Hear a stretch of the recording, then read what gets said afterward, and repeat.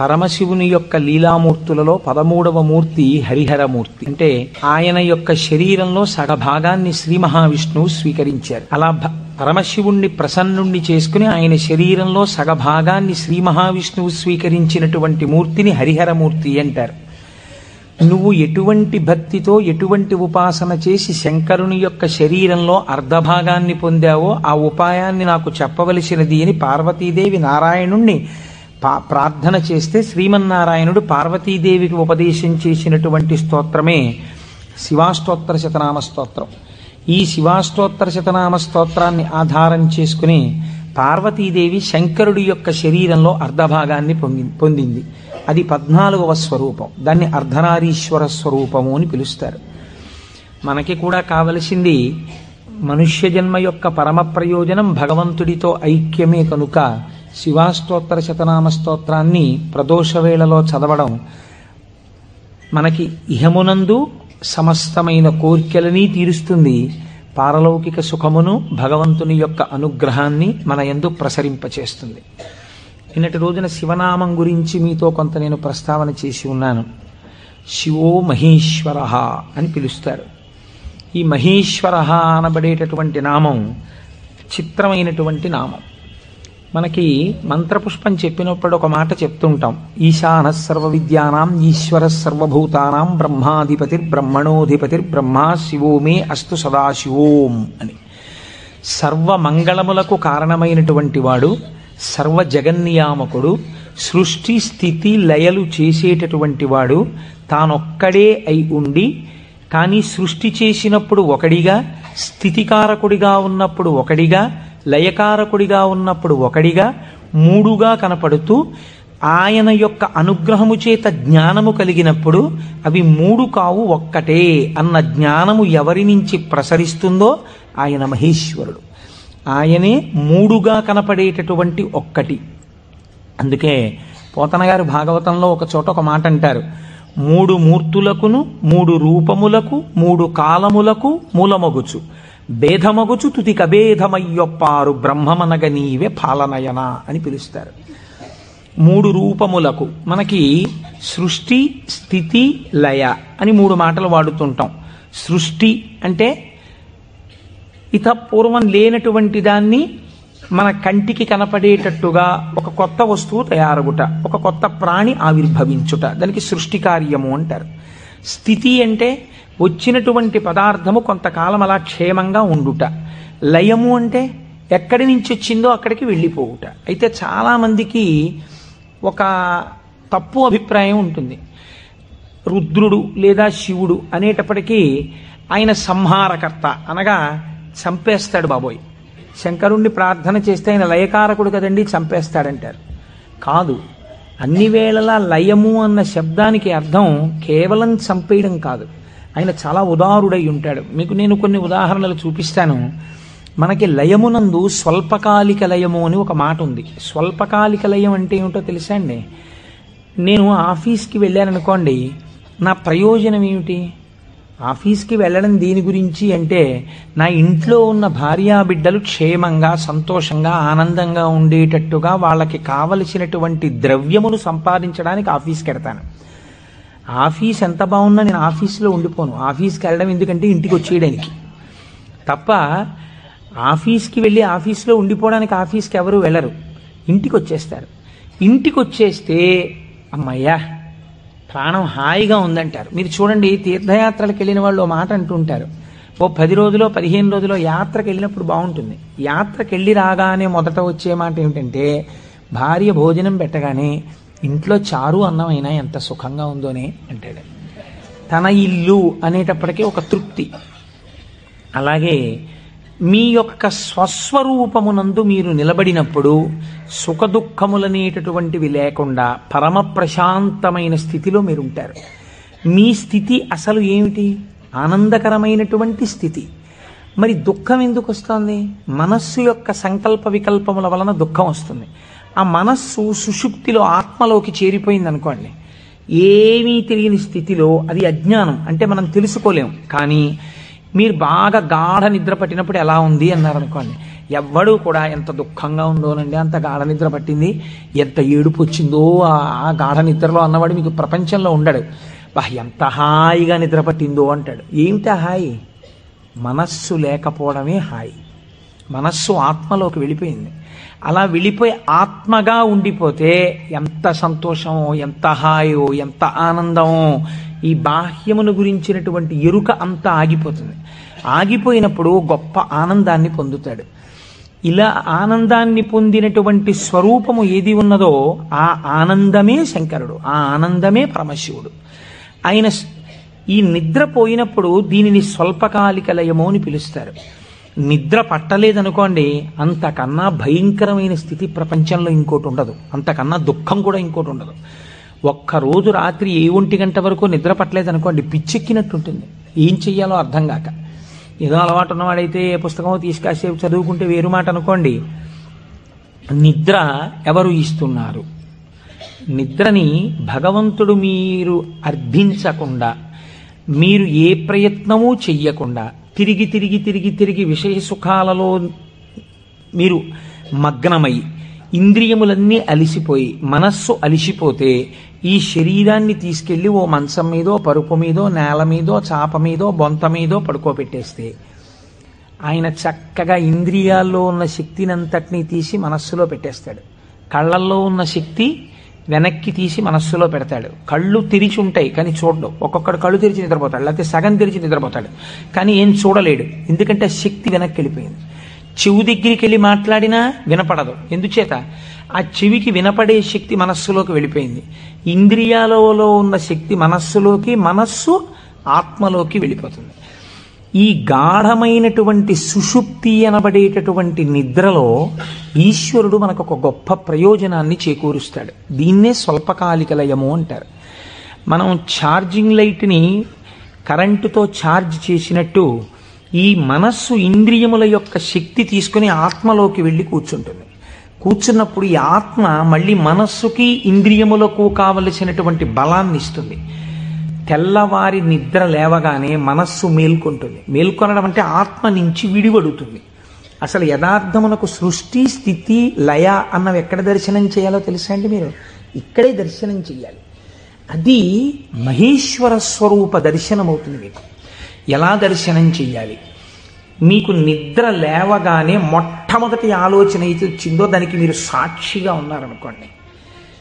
తెలివి రాగానే నాకు మొదట ఏం ఆలోచన వచ్చింది అంటే ఆలోచన మనస్సు యొక్క స్వరూపం.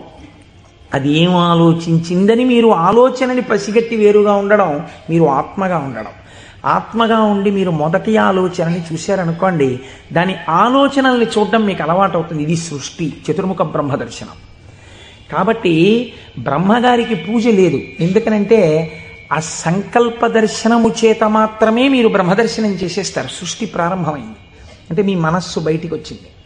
ఇప్పుడు మీకేం కావాలి? స్థితి కావాలి. స్థితి అంటే నిర్వహణ శక్తి కావాలి. కొన్ని సంకల్పములను మనస్సు చేస్తుంది, వీటిని విడగొట్టగలిగిన ప్రజ్ఞ కావాలి.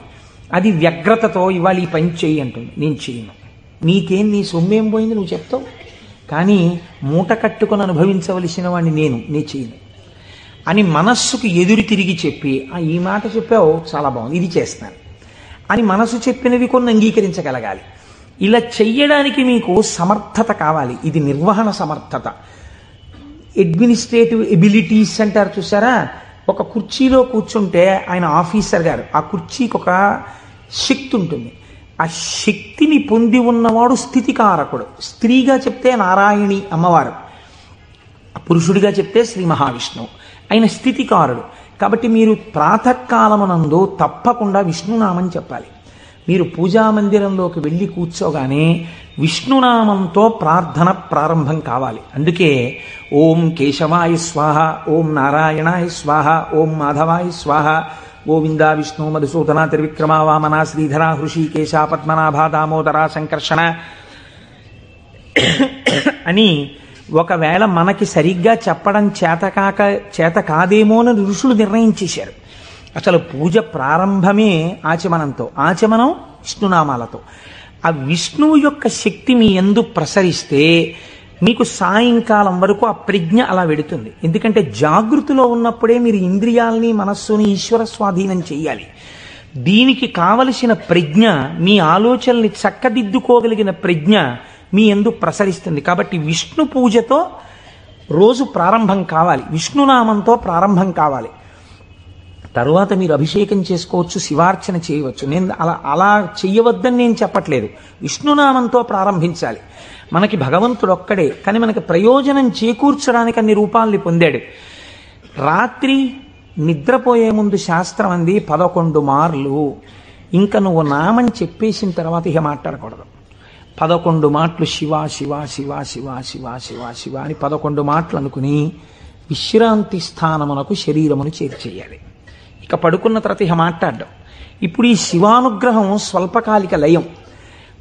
సృష్టిని దర్శనం చేశాడు, స్థితికారకుణ్ణి ప్రార్థన చేశాడు.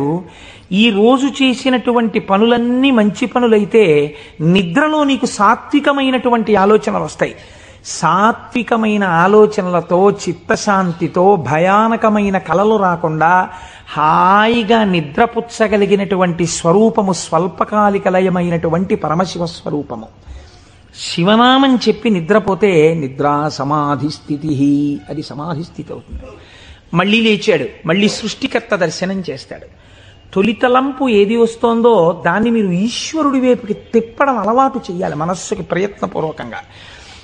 ఫస్ట్ డిక్టం లోపల నుంచి ఏం రావాలో తెలుసా అండి, అది మీరు అలవాటు చేయాలి. అప్పుడు మీరు ఒక రోజుని, కాలమునందు ఒక రోజు అనబడేటటువంటి విభాగమును మహేశ్వరుడిగా మారుస్తున్నారు మీరు. ఇది మహేశ్వరార్చనము. ఒక రోజు మహేశ్వరుడైంది, మీరు ఆ మహేశ్వరార్చన చేత మీరు మహేశ్వరుడైనారు. ఎలా అంటే మొట్టమొదటి ఆలోచన బయటికి వస్తూనే మనస్సుకి ఒకటి అలవాటు ఉండాలి. ఏమిటో తెలుసా అండి అలవాటు? ఇది చిత్రంగా ఉంటుంది. చిలకకి సహజ స్వభావం ఏమిటి? మీరు ఒక పంజరంలోంచి బయటికి తీస్తే ఎగిరిపోవడం. కానీ కొంతమంది చిలక ప్రశ్న అని జ్యోతిష్యం చెప్పేవాళ్ళు ఉంటారు. వాళ్ళు పంజరంలోంచి తలుపు పైకెత్తి చిలకని బయటికి పిలుస్తారు. చిలక బయటికి వచ్చి ఎగిరిపోదు. ఎగిరిపోకుండా వచ్చి అక్కడ పెట్టిన పుస్తకాలని ముక్కు పెట్టి లాగి ఒక పుస్తకాన్ని నుంచి లోపలికి వెళ్ళిపోయి కూర్చుంటుంది. ఆయన తలుపు వేయలేదనుకోండి, అది ఎగరదు, అందులోనే కూర్చుంటుంది. అదేంటి స్వేచ్ఛగా ఎగిరే చిలక ఎగరకుండా ఇలాంటి పనులు చేయడం ఏంటి అంటే ఆయన అలా తర్ఫీదు ఇచ్చాడు దానికి, అందుకని అది అలా ప్రవర్తిస్తుంది. మీరు కూడా మీ మనస్సుకి తర్ఫీదు ఇవ్వడం మీకు రావాలి. నిద్ర లేవగానే అది మొదటి సంకల్పం ఏం చెప్పాలో తెలుసా అండి? ఇప్పుడు నీ ఇంట నీ ఆరాధ్య దైవము, నీ కులదైవం ఎవరున్నారో వారు నువ్వు పడుకున్న వైపు నీ తల ఇటువైపు ఉన్నది. సాధారణంగా నిద్రపోయేటప్పుడు ఎడమ వైపుకి నిద్రపోమ్మని శాస్త్రం. నువ్వు కొంచెం ఓరగిలా పడుకుని కొద్దిగా తల కుడిపక్కకి తిప్పి నీ కన్నులు విప్పితే నీ దృష్టి ప్రసారము తిన్నగా నీ కులదేవతా స్వరూపము మీద పడుచున్నది. అది లక్ష్మీనారాయణులు కానివ్వండి, పార్వతీ పరమేశ్వరులు కానివ్వండి. నేను దాని యందు అభ్యంతర ప్రకటన చెయ్యను, ఉన్నది ఒకటే పరబ్రహ్మం. కనుక ఇది మొదటి ఆలోచన కావాలి. ఇది మనస్సుకి మీరు అలవాటు చేయాలి. అంతేకాని టైం అయిపోతోందని గడియారం వంక చూస్తూ కంగారుగా లేవడం అలవాటు కాకూడదు.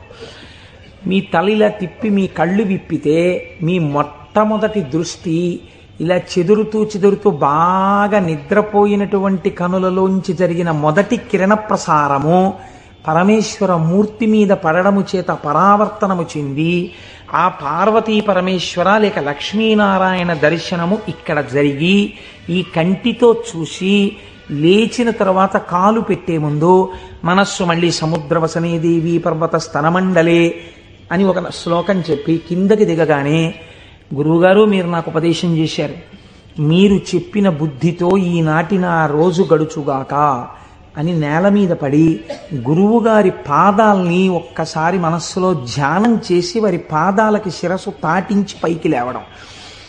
ఇది మీకు అలవాటైందనుకోండి, మీకు తెలియకుండా మీరు మొదటి ఆలోచన రావడానికి సాక్షి. ఇప్పుడు ఈ ఆలోచనని మీరు ఒక దిశానిర్దేశం చేస్తున్నారు. ఇది స్థితికారకత్వం. అసలు నిజంగా ఒడిసి పట్టడం. ఇలా తిప్పడాన్ని యథార్థమునకు ఒక రోజును మహేశ్వరుడిగా మార్చుట కాకుండా ఎక్కడో మహేశ్వరుడు ఉన్నాడు, ఆయన సృష్టికర్త, స్థితికర్త, ప్రళయకర్త. మీరెప్పటికీ సృష్టికర్త, స్థితికర్త, ప్రళయకర్త దర్శనం చేస్తారు? లలితా సహస్రనామంలో, లలితా అష్టోత్తరంలో అమ్మవారికి ఒక నామం ఉంది, భావనామాత్ర సంతుష్టాయై నమః. మీ భావన ఎలా ఉందో దాని చేత ఆవిడ సంతుష్టురాలవుతుంది, ఆవిడ ఆనందిస్తుంది. ఇక్కడ మీరు భావన చేస్తుంటే ఈ శక్తి అంతా ఆవిడే, ఇక్కడ ఉన్న శక్తి, ఇక్కడ ఉన్నటువంటి ప్రకృతి వికారమైన శరీరం ఆవిడే. ఇది ఆయన్ని కోరుతోంది. దీన్ని దానితో కలపాలని ఆవిడ తెర పైకెత్తుతుంది. ఇది మాయా అన్న అవనిక ఒక రోజున పైకెత్తేస్తుంది ఆవిడ. అప్పుడు మీరు దానితో కలుస్తారు. ఇది జీవితంలో అనుసంధాన ప్రక్రియగా వెళ్ళవలసినటువంటి మహేశ్వర స్వరూపం. అంతేకాని మహేశ్వర స్వరూపం అనగా ఏదో దేవతలందరి చేత పూజింపబడువాడు, నేను దాన్ని దోషం అంటలేదు, నేను తప్పంటలేదు. కానీ మీరు అలా అనుసంధానం చేసుకుంటే అది భక్తికి బాగా పనికొస్తుంది. అందులో నేను ఎంత మాత్రము దోషమెంచను. కానీ మీకు ఇది నిత్య జీవితమునందు అలవాటులోకి తెచ్చుకోవలసినటువంటి ప్రక్రియ. మీరు ఇలా దర్శనం చేస్తూ వెళుతున్నారనుకోండి, మీ లయ పరమశివుడు. మీరు ఇప్పటిదాకా ఎవరితో కలిసి ఉన్నారు అని అడిగారనుకోండి, నిద్ర లేవగానే మీరు ధైర్యంగా చెప్పగలగాలి, నేను ఇప్పటి వరకు కైలాసమునందు పార్వతీ పరమేశ్వరులతో కలిసి ఉన్నాను. అది నా నిద్ర. ఎందుచేత?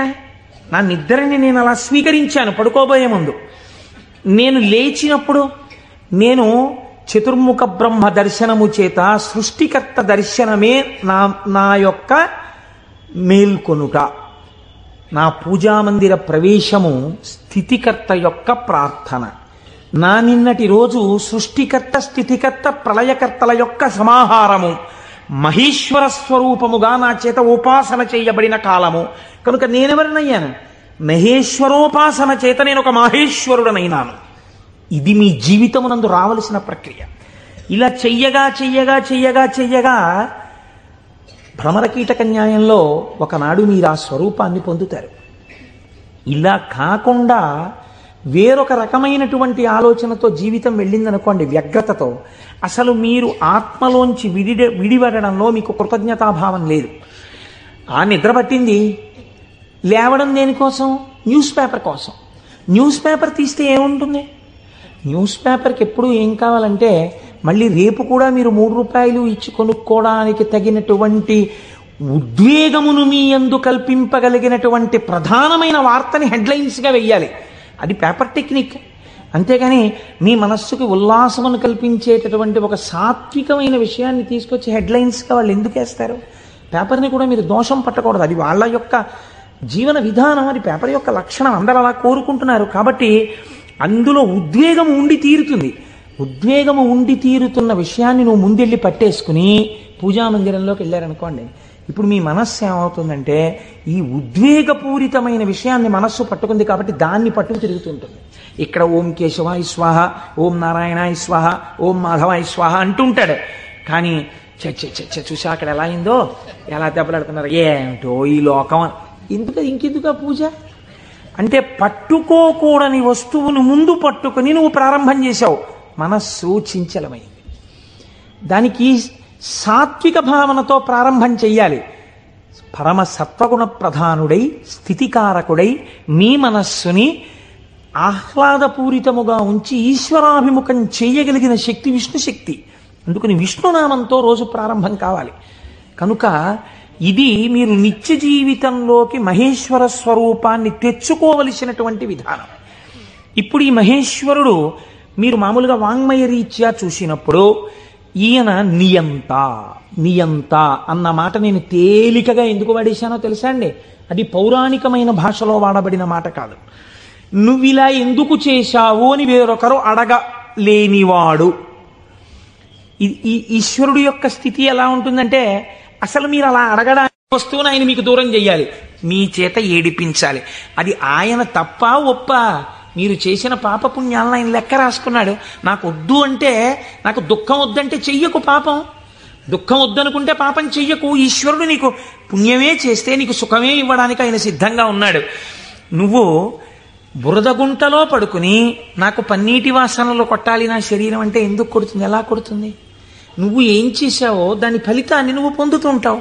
కాబట్టి ఈశ్వరుడు నీ కంటికి కనపడి ఫలితాన్ని ఇవ్వడు, వెనక నుండి ఫలితాన్ని ఇస్తాడు.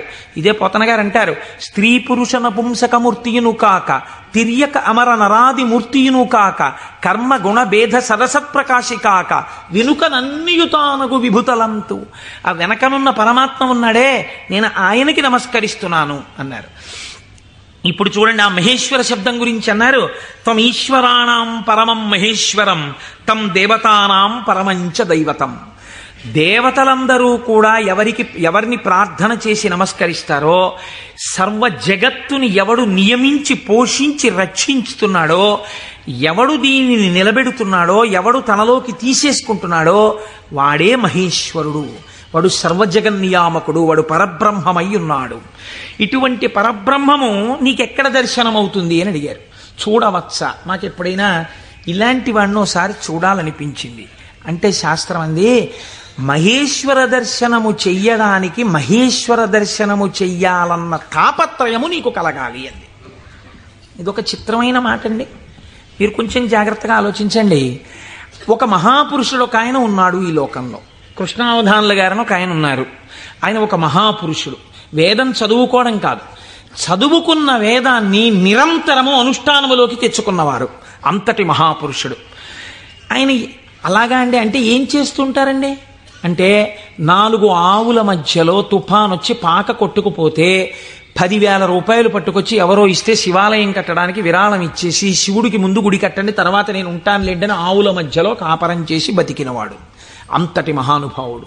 తను నమ్ముకున్న వేదాన్ని నిరంతరము ఆచరణలో పెడతారు. వారు నా గృహప్రవేశానికి వచ్చారు. వస్తే ఆ రోజు నేను కొంచెం ఈ సంభారాలన్నీ పూర్తి చేసుకుని వేద పఠనం ఏర్పాటు చేసి నేను ఇంట్లోకి వెళ్ళేటప్పటికీ కించిత్ అసుర సంధ్య వేళయింది. నేను వెళ్ళేటప్పటికి వారు వెళ్ళిపోతున్నారు. అరేరే ఇదేమిటి వెళ్ళిపోతున్నారు కృష్ణావధానుల గారు, అలా వెళ్ళిపోరే, ఈ కోటేశ్వరరావు మనం వచ్చేటప్పటికి లేడు, స్వాగతం చెప్పలేడని కోపగించుకుని వెళ్ళిపోయే మనిషి కారేవారు, ఎందుకు వెళ్ళిపోతున్నారు? ఓహో అసుర సంధ్య వేళ, సంధ్యావందనానికి వెళుతూ ఉండాలి అనుకున్నాను.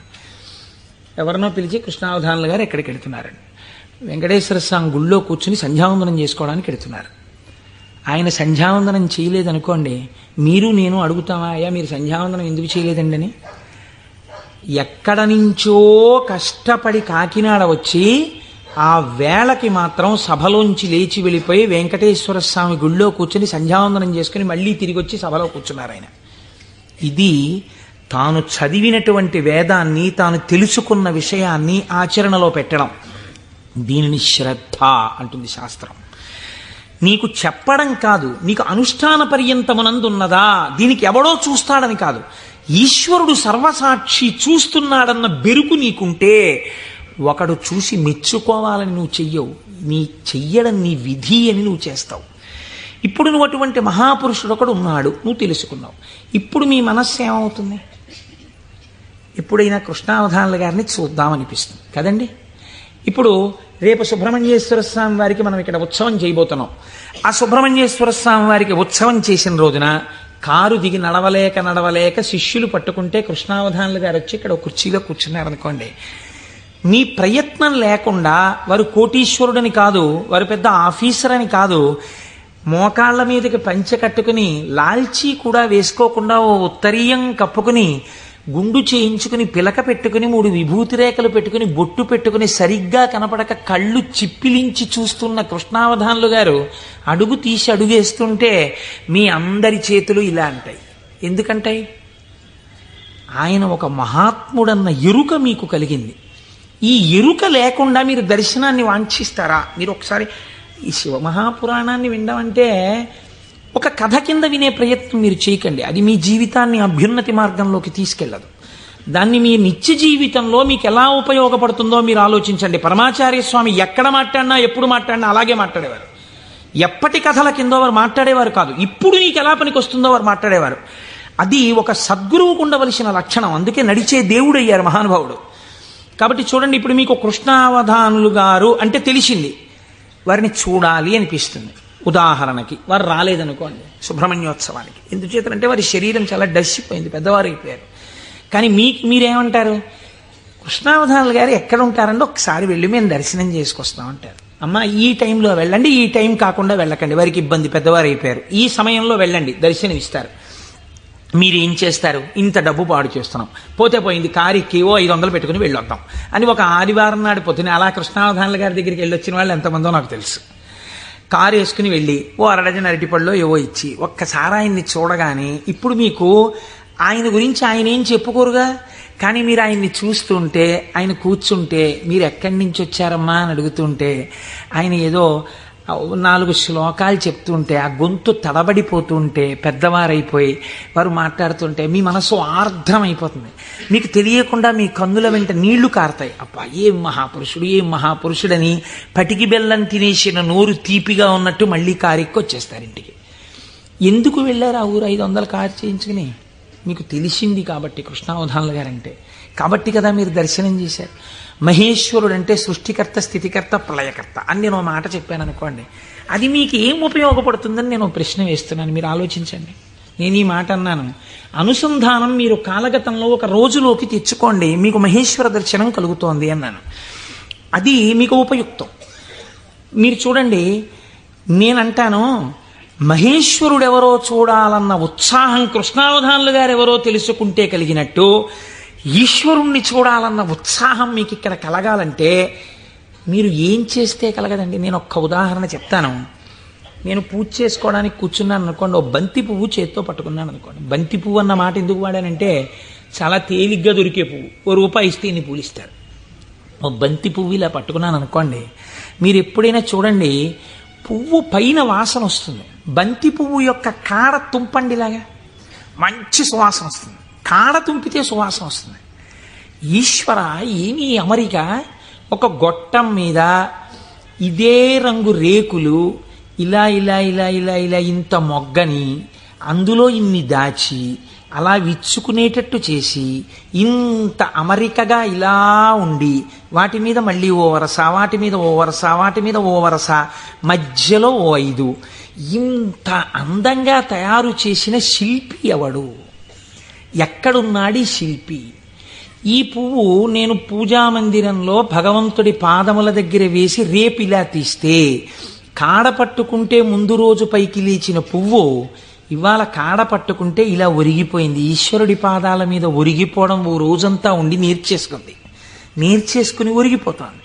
ఇప్పుడు అంత గుబాళింపు లేదు, అంత వాసన లేదు, ఆ రేకులన్నీ ఇలా ఒరిగిపోతున్నాయి. ఇంకొంచెం ముట్టుకుంటే దుర్గంధం వచ్చి చమాయింపు వచ్చింది. ఎవరసలు దీన్ని ఇలా ఆ బంతి మొక్కలోంచి దీన్ని తెచ్చినవాడు, ఇంత విచ్చుకునేట్టు చేసినవాడు, ఇది ఇలా ఒడిలిపోయేట్టు చేసినవాడు ఎక్కడున్నాడు అని మీకు అనుమానం వచ్చింది అనుకోండి, అప్పుడు మీ పూజ ఆర్తితో ఉంటుంది. వాడే అటువంటి వాడై ఉన్నాడు, వాడు ఈ జగత్తునంతటినీ ఇలాగే సృష్టించి నిర్వహించి లయింపచేస్తున్నాడు, వాడే నా ఆరాధ్య దైవం అడిగో పూజామందిరంలో అని మీరు ఓం నిధనపతయే నమః అని పువ్వేయండి, రమించిపోయింది మీ హృదయం. ఇది మహేశ్వర దర్శనము.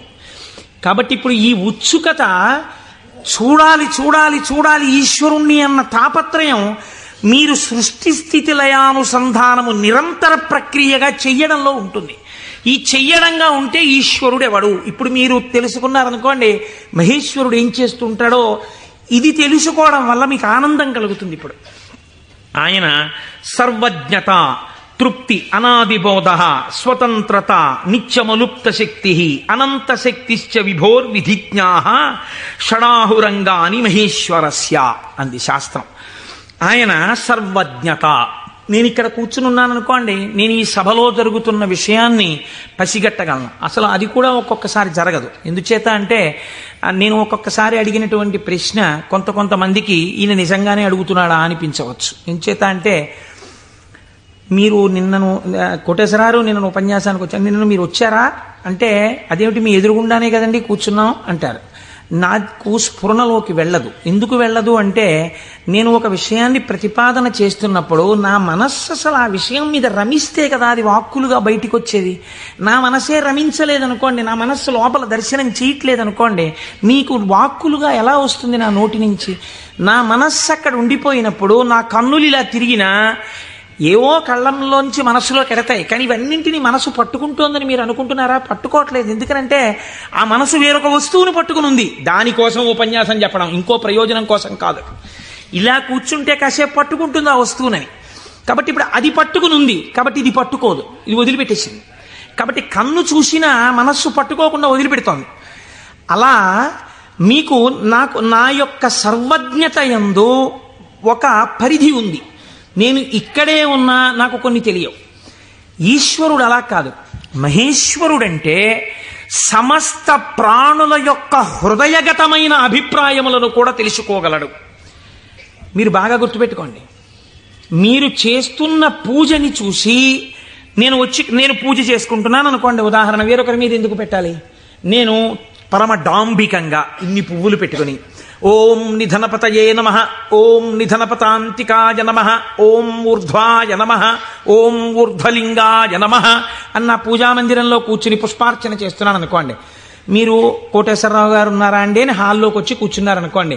ఆహాహా, ఏం పూజ చేస్తున్నాడండి కోటేశ్వరరావు, నిజంగా ఏమి ఉచ్చారణ, ఏమి నామాలు చెప్తున్నాడు అని మీరు ఇక్కడ గబగబా సోఫాలో కూర్చున్న వారి కింద కూర్చుని కళ్ళు మూసేసుకుని, ఇప్పుడు ఆయన ఇలా పువ్వులు వేస్తుంటారు, ఇలా నామం చెప్తుంటారని మీకు ఆ నామాలు రాకపోయినా మనస్సులో ఇలా ఇలా మీ చెయ్యి అంటూ మీరు పువ్వులు వేసేస్తూ మీరు కూర్చున్నారు. అక్కడ పూజ చేస్తున్న నేను నామాలు నోటితో చెప్తున్నాను, కానీ నా మనస్సు రేపు ఉదయం నేను పెళ్లికి వెళ్ళాలి, ఈ పెళ్లికి వెళ్ళినప్పుడు మనం 10ంటికి ఆఫీస్కి వెళ్ళిపోగలమా, లేకపోతే 1 గంట పర్మిషన్ పెట్టి 11 గంటలకు వెళ్ళిపోగలమా, ఒకవేళ వాళ్ళు భోజనానికి ఉండిపోమ్మంటే దీన్ని వంట చేయమని చెప్పడమా, అక్కర్లేదులే భోజనానికి ఎడదామందామా, భోజనానికి ఎడదామంటే ఇది మీరు వచ్చి నన్ను తీసుకెడతారా ఆఫీస్కి అయితే అంటుందేమో. ఇప్పుడు ఎక్కడున్నాను నేను వాళ్ళ ఇంట్లో పెట్టే భోజనం దగ్గర ఉన్నాను. పైకి ఏం చేస్తున్నాను? ఓం నిధనపతయే నమః, ఓం నిధనపతాంతికాయ నమః. నా పూజ వింటున్నవాడు, హాల్లో కూర్చున్నవాడు ఏం చేస్తున్నాడు? ఆయన కోటేశ్వరారు ఎంత బాగా పూజ చేసుకుంటున్నారో అని తను వచ్చిన పని మర్చిపోయి అని తను రమించిపోయి ఇక్కడ ఈశ్వరుణ్ణి చూస్తూ ఆయన పాదాల మీద బొడ్డు మల్లెలు వేసేస్తున్నాడు. ఇప్పుడు పూజ చేసిన ఫలితం ఈశ్వరుడు ఎవరికి వేస్తాడో తెలుసా అండి? హాల్లో కూర్చుని ఆయనకి వేస్తాడు. కోటేశ్వరరావుకి ఏం వేస్తాడో తెలుసా అండి? ఆయన పూజ చేసుకునేటట్టుగా గట్టిగా నామాలు చెప్పిన ఫలితం వేస్తాడు. చూసారా? ఇది సర్వజ్ఞత. ఇది మీకు దొరకదు. మీరేమంటారు? నేను బయటకు వస్తే కోటేశ్వరరావు పూజ చేసుకున్నారంటారు. హృదయగతమైన అభిప్రాయమును పట్టగలిగిన వాడు. అందుకే శివానందలహరిలో శంకరాచార్యుల వారు మాట అన్నారు, వటుర్వా గేహీవా ఇతిరపి జటీవా తదితరో నరోవా యక్కశ్చిద్భవతు భవకింతేన భవతి యదీయం హృత్పద్మం యది భవతధీనం పశుపతేః తదీయస్త్వం శంభో భవసి భవభారంచ వహసి. నువ్వు వటువా మాకు చెప్పకు, నేను ఉపనయనం చేసుకున్న వటువునండి, ఏం కావాలి మాకైతే? నువ్వు సంధ్యావందనం చేస్తావా, గాయత్రి చేస్తావా చెప్పు. గేహీవా, నేను గృహస్థాశ్రమంలో ఉన్నాను, అయితే ఎవరికి గొప్ప? గేహీవా ఇతిరపి జటీవా తదితరో, అబ్బో మిగిలిన ఆశ్రమాలు ఏవైతే కానివ్వండి, మాకేమిటి గొప్ప? ఇవి కాదు. నీ మనస్సుని ఈశ్వరుడి పాదముల మీద పెట్టడం నీకొచ్చా? నీకొస్తే చెప్పు.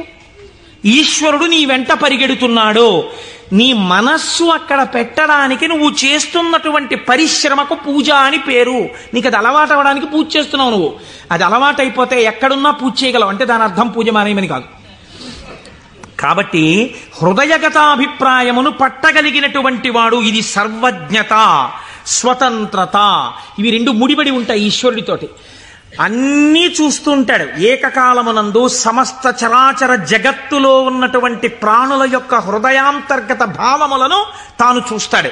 చూసి ఆ భావముల యొక్క పరిపుష్టి చేత మోక్షాన్ని కూడా అనుగ్రహించేస్తాడు.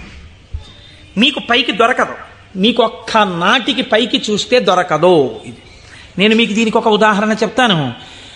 మనం ఇవి వినటం చేతనే పరమశివుడు ప్రసన్నుడవుతాడు. పెరియ పురాణం అని మనకి నాయనార్ల చరిత్ర చెప్తుంది. అందులో శాక్య నాయనార్ అని ఒక నాయనార్. ఆయనకి గొప్ప శివభక్తి తత్పరుడు. కానీ ఆయన ఉన్నటువంటి రోజులు ఎటువంటివంటే శివుడి గురించి మాట్లాడడం కానీ, శివ అన్న నామం చెప్పడం కానీ, శివార్చన చెయ్యడం కానీ కుదరనటువంటి భయంకరమైన పరిస్థితులలో ఆనాటి రోజులున్నాయి. లోపల పరమభక్తి, శివారాధన చెయ్యాలని. కాంచీపురంలో ఉండేవాడు మహానుభావుడు. శివలింగాన్ని ఒక దాన్ని తీసుకొచ్చి రోడ్డు మీద పెట్టారు ఆ రోజుల్లో. ఈయన కోరిక ఏమిటంటే మనసులో ఒక్కసారి ఆ శివలింగం దగ్గరికి వెళ్ళి ఇన్ని పువ్వులు పట్టుకొని కాస్త 2 నామాలు చెప్పి శివలింగం మీద పూలెయ్యాలని. ఆ రోజుల్లో పరిస్థితి ఏమిటంటే శివలింగం మీద పూలు ఎవడైనా వేశాడో, శివుడికి నమస్కరించాడో ప్రళయమే. కాబట్టి ఇప్పుడు ఎలా శివ పూజ చేయడం? ఆయన ఏమించుకున్నాడంటే మార్గం, శివార్చన చేయని వాడిలా పైకి కనపడాలి, లోపల శివార్చన చేస్తున్న కోరికకి తీరాలి. అందుకని ఆయన అటుగా వెడుతూ రోజు అన్నం తినే ముందు కళ్ళంబట నీళ్లు పెట్టుకుని, శివ నీ పూజ చెయ్యకుండా ఎలా తిననయ్యా అన్నమని ఆ రోడ్డు మీద ఉన్న శివలింగం దగ్గరికి వెళ్ళి, శివుడివా నువ్వు శివుడివా అనో రాయి తీయడం. ఇంత పెద్ద చామంతి పువ్వు నా చేత్తో పట్టుకున్నాను అనుకుని శివట నిలబడేసేవాడు. లోపల చామంతి పువ్వు వేశాను, శివుడివా అని మళ్ళీ ఇలా తీయడం, శివ అని మళ్ళీ ఇలా ఓ రాయేయడం. ఇంత బొడ్డు మల్లె వేశాను. పరమశివుడి పాదాల మీద ఏం పడ్డాయో తెలుసా అండి? చామంతి పూలు, మల్లెపూలు పడ్డాయి. చూసే వాళ్ళందరూ ఏమనుకున్నారో తెలుసా అండి? వీడు అసలు నిజంగా మన మాట వింటున్నవాడు, చూసావా శివలింగం మీద రాళ్ళు వేస్తున్నాడు వీడు, వీడిని మనం చాలా గౌరవంగా చూడాలనుకున్నాం. లోకానికి అర్థం అవుతుందా, శివుడికి అర్థం అవుతుందా? శివుడికి అర్థం అవుతుంది. ఇది శాక్యనాయనార్ జీవితం, ఇంతే ఆయన పూజ. ఇది ఆర్తిలోంచి వచ్చిన పూజ. ఒకరోజు ఆయన అన్నం తినడానికి కూర్చున్నాడు, భార్య వడ్డించింది. వడ్డిస్తే అన్నం తినబోయాడు. శర్వహ అనో నామం జ్ఞాపకానికి వచ్చింది.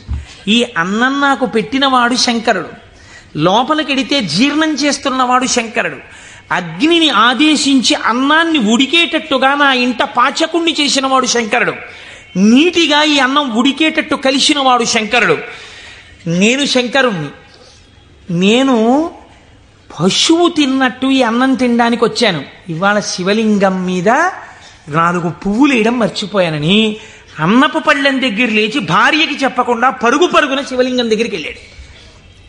పూజ చేయకూడదు, పరిస్థితులు ఎలా ఉన్నాయి?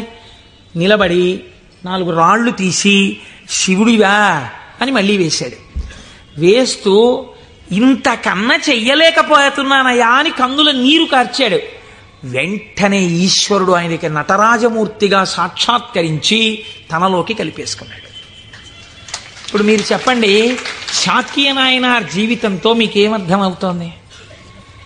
మహేశ్వరుడన్న శబ్దం చేత మీ సంకల్పములను, మీ హృదయ శుద్ధిని, మీ చిత్తశుద్ధిని చూడగలిగినవాడు. ఇది ఆయన స్వతంత్రత. ఇప్పుడు మీరు బాహ్యంలో ఆయన లోపల చేసింది మీకు తెలియదు. అంటే శంకరుడి మీద రాళ్లు వేసినటువంటి వాడికి మోక్షం ఇచ్చినవాడు శంకరుడు అని మీరు సిద్ధాంతం చేశారనుకోండి, మీరు నేను అలా వేస్తే ప్రమాదాలు వస్తాయి. కాబట్టి లోపల ఏ భావనతో ఒక్క రాయి వేసినా దాన్ని భావనకి అనుగుణంగా తీసుకుని ఉద్ధరించి, చాలు పొంగిపోయాను రా నీ భక్తికని అన్నం విడిచిపెట్టి 4 రాళ్లతో పూజ చేసిన వాడికి మోక్షం ఇచ్చినవాడు. ఇలా చేస్తే మోక్షం ఇవ్వాలని ఏమైనా రూల్ ఉందా? అలా నియమాలేమి ఉండవు. ఈశ్వరుడి స్వతంత్రత, ఆయన ఇయ్యగలడు. ఇది మహేశ్వర శబ్దము చేత ప్రతిపాదింపబడుతుంది. ఇది ఆయన శక్తికి లోపం ఉండదు. ఆయన ఇది చేశాడు కాబట్టి ఇంక ఇది చెయ్యలేడని మీరు చెప్పలేరు. ఆయన శక్తి క్షీణించిపోయిందండి, ఆయన అలిసిపోయాడండి, అలా ఏం ఉండదు. నిరంతర ఉత్సాహముతో ఉంటాడు. ఎప్పుడూ ఆయన శక్తి క్షీణించడం అన్నది ఉండదు. అటువంటి వాడెవడో సర్వజ్ఞత, తృప్తి అన్న మాట ఎప్పుడు వస్తుందండి? మీరు చూడండి, ఒక ఆయనకి పెద్ద బంగళా ఉంది, కానీ ఆయన ఎప్పుడు ఎక్కడ కూర్చుని ఉంటారంటే ఆ ఇంటి పెరట్లో ఓ చక్కటి పూలతోట ఉంది, అందులో ఆయన ఒక ఈజీ చైర్ వేసుకుని అందులో కూర్చుని ఉంటారు. ఎక్కువ మా దొరగారు ఎక్కువగా వేప చెట్టు కింద కూర్చుని ఉండేవారు. వేప చెట్టు కింద కూర్చుని దొరగారు ఉన్నారు కాబట్టి దొరగారు ఇంట్లో ఉండడానికి అవకాశం లేదు. ఐశ్వర్యవంతులు శిష్యులున్నారు. ఏమిటి ప్రారంధం? ఇన్ని కన్నాలతో ఉన్నటువంటి తువ్వాలతో ఎలా తుడుచుకుంటున్నారు? మీకు ఒక మంచి తువ్వాలే కొనివ్వలేమా అన్నారంటే ఆయన అన్నారు, ఎవరు చెప్పారు మీకు నా తువ్వాలు కన్నాలతో ఉందని? సహస్రాక్షుడే నా తువ్వాలు, ఇంద్రుణ్ణి తువ్వాలుగా తుడుచుకుంటున్నాను, అందుకే చూడండి దానికి 1000 కళ్ళు ఉంటాయన్నారు. ఇది తృప్తి. తనకిది లేదన్న భావన ఉండదు. అంతా నాదే, నాది కాంతి ఏమిటన్న భావనతో బతుకుతారు పెద్దలు. కాబట్టి అటువంటి తృప్తి మహేశ్వరుడి సొత్తు. కాబట్టి ఇటువంటి స్వతంత్రత, ఇటువంటి శక్తి కలిగిన వాడు ఏదైనా చేయగలడు. ఇక్కడ మనకి ఒక అనుమానం వస్తుంది, ఏమన్నా అంతా బాగుంది కానీ మనందరికీ ఎందుకంటే అలా కనపడదు? మరి మనందరికీ కూడా అలా తెలిసిపోయి హాయిగా భావన లోపల నాటుకుపోయింది అనుకోండి, ఇంకా మనందరం మీరు చెప్పేది ఏముంది, రేపు పొద్దున్న నుంచి మీరు కింద కూర్చోండి మేము అందరం చెప్తాం ఆ పతంజలి చెప్పినట్టు 1000 నాలుకలతోటి అంటే మరి ఎందుకు నిలబడదు? ఇది మీరు చాలా జాగ్రత్తగా కనిపెట్టవలసినటువంటి రహస్యం శాస్త్రంలో.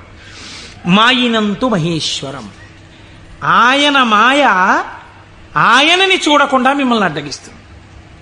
ఆ మాయ ఆయన అనుగ్రహం చేతనే తొలగుతుంది. మాయ అంటే ఉన్నదా లేనిదా? ఉన్నట్టు కనపడి లేనిది. అది చిత్రం. అది ఎవరిది? ఈశ్వరుడిదే. ఈశ్వరుడిదే అయిన మాయ ఈశ్వరుణ్ణి కనపడకుండా చేస్తుంది. ఏమిటండి మీ మాటలు అయోమయంగా ఉన్నాయి? నేను మీకు ఉదాహరణ చెప్తాను. మేఘం ఎవరి వలన వచ్చింది? సూర్యుడి వలనే వచ్చింది. సూర్యుడు సముద్రములో ఉన్నటువంటి నీటిని లాగాడు. నీటిని లాగితే నీటి ఆవిరిగా వచ్చి మేఘం ఏర్పడింది. ఈ మేఘం సూర్యుడికి అడ్డొచ్చింది. ఇప్పుడు సూర్యుడు కనపడ్డా? కనపడ్డ మేఘం అడ్డొచ్చేసింది. సూర్యుడి చేత తపింపబడిన సముద్ర జలములు ఆవిరిగా పీల్చబడితే మేఘమై సూర్యుడినే అడ్డినట్టు ఈశ్వరుడు యొక్క శక్తియే మాయగా పరిణమించి ఈశ్వరుడు కనబడకుండా చేస్తుంది. ఈ మాయ తొలగడం ఎవరి వల్ల తొలగుతుందో తెలుసా అండి? ఈశ్వర వాక్కు వలన, ఈశ్వర స్వరూపులైన గురువాక్యముల వలన. నిరంతర గురువాక్య శ్రవణమే మాయ తొలగుటకు సాధనము. అందుకే గురువు లేని విద్య గుడ్డి విద్య. ఆ గురువు అనుగ్రహం ఉంటే తప్ప మాయ తొలగదు. ఈ మాయ చిత్రంగా ఉంటుంది. ఎంత చిత్రంగా! మాయ యొక్క స్వభావం ఏమి మీకు తేలిక మాటల్లో చెప్పాలంటే, ఇప్పుడు నేను దాని గురించి పెద్ద చర్చ చెయ్యకుండా చెప్పాలి అంటే, మాయ వలన వచ్చేటటువంటి ఉత్తర లక్షణము కామక్రోధములు. ఎందుచేత? వెంటనే ఈశ్వరుడితో ఉన్నటువంటి పట్టు విడిచిపెట్టేసుకుని తన యందు పెట్టేసుకుంటాడు. పెట్టేసుకుని ఈశ్వర దర్శనమాగి ఇదంతా నా ప్రజ్ఞ అంటాడు. అనగానే మాయ ఏర్పడిపోయిందనమాట. అంతే. ఏర్పడి కామక్రోధములతో కొట్టుమిట్టాడుతుంటాడు. మీరు ఒక్క విషయం, నేను ఇప్పుడు ఒక విషయాన్ని చెప్పబోయే ముందు నేను ఇప్పుడు శివమహాపురాణంలోంచి ఒక ఆఖ్యానాన్ని అనుసంధానం చేయబోతున్నాను. ఇది చెప్పబోయే ముందు నేను ఒక విషయం చెప్పకుండా మొదలు పెడితే ఒక ప్రమాదం ఏర్పడేటటువంటి అవకాశం ఉంది. ఒక 95 సంవత్సరాల వృద్ధుడు అలా వెళ్ళిపోతూ ఉపన్యాసం అయిపోయిన తర్వాత ఒక ఆటో కింద పడబోయారనుకోండి. చూసిన వాళ్ళు, అయ్యయ్యో తాతగారు అదేంటండి అలా ఆటో కనపడలేదా మీకు అంత లైట్ వేస్తే? అంటే బాబు కళ్ళు డాజిల్ అయిపోయాయా, కనపడలేదు, పడిపోయాను అన్నారు అనుకోండి. మీరు ఏంటంటారు? గబగబా ఎత్తి తీసుకొచ్చి పక్కన కూర్చోబెట్టి, తాతగారు ఏమైనా దెబ్బలు తగిలాయా అండి అని ఆటో పిలిచి మాట్లాడి వారిని వారి ఇంటికి పంపిస్తారు. నాలాంటి ఒక దుఃఖపోతూ ఇలా ఇలా అడ్డుపెట్టి ఆటో కింద పడ్డాడు అనుకోండి, మీరేమంటారు?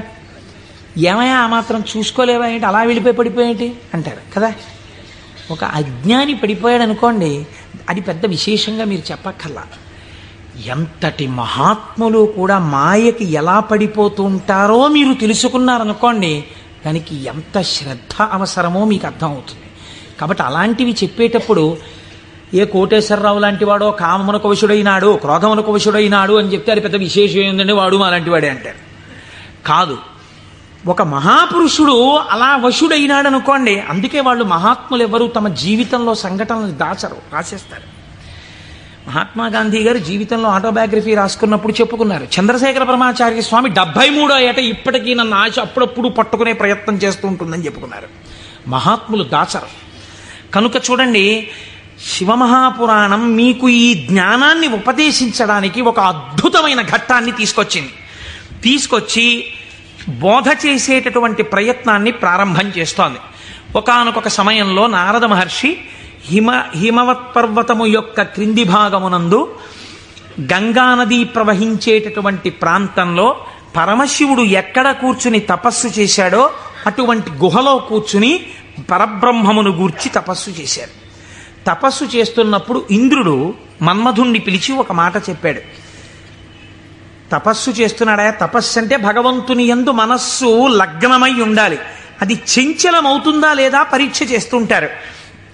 కనుక నువ్వు వెళ్ళి వికారములను ఇంద్రియములకు చూపించి వశుడవుతాడేమో చూడమన్నారు. అంటూ ఇంద్రుడు అన్నాడు, హిమశైల గుహాయాం హి మునిస్తపతి నారద మనసోద్దిశ్య విశ్వేశం మహాసంయమవాన్ దృఢ. అడుగోనయ్యా, మహాసంయమవాన్ సంయమి అయినటువంటి నారద మహర్షి తపస్సు చేస్తున్నాడు. మన్మథ నువ్వు అక్కడికెళ్ళి ప్రలోభ పెట్టి ఆయన తపస్సు భగ్నమయ్యేటట్టుగా చూడు. అగ్నియందు తప్తమైతే కదండి బంగారానికి కాంతి.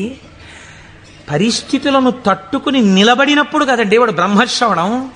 కాబట్టి ఆ తపస్సుకి విఘ్నం పెట్టడం, ఆ తపస్సు సిద్ధించడానికి బాగా పుటం పెట్టడమే నా దృష్టిలో. ఇప్పుడు మన్మథుడు వెళ్ళాడు, ఏదో ప్రయత్నం చేశాడు, ఆయన ఏం లొంగలేదు. నారద మహర్షి యొక్క తపస్సు సఫలీకృతమైంది. ఆ తపస్సు పూర్తి చేసి ఆయన బయటికి వచ్చారు.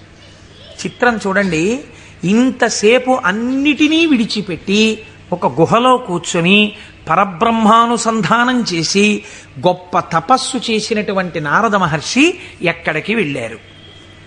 ఎవరి గురించి తపస్సు చేశారో వారిని సాకారముగా చూడ్డానికి కైలాస పర్వతానికి వెళ్ళారు. వెళ్ళి ఏమని చెప్పాలి? ఈశ్వర, మీ అనుగ్రహం నా చేత తపింపచేసి తపస్సునందు నాకు సాక్షాత్కరించి నాకు జ్ఞానభిక్ష పెట్టారని చెప్పాలి.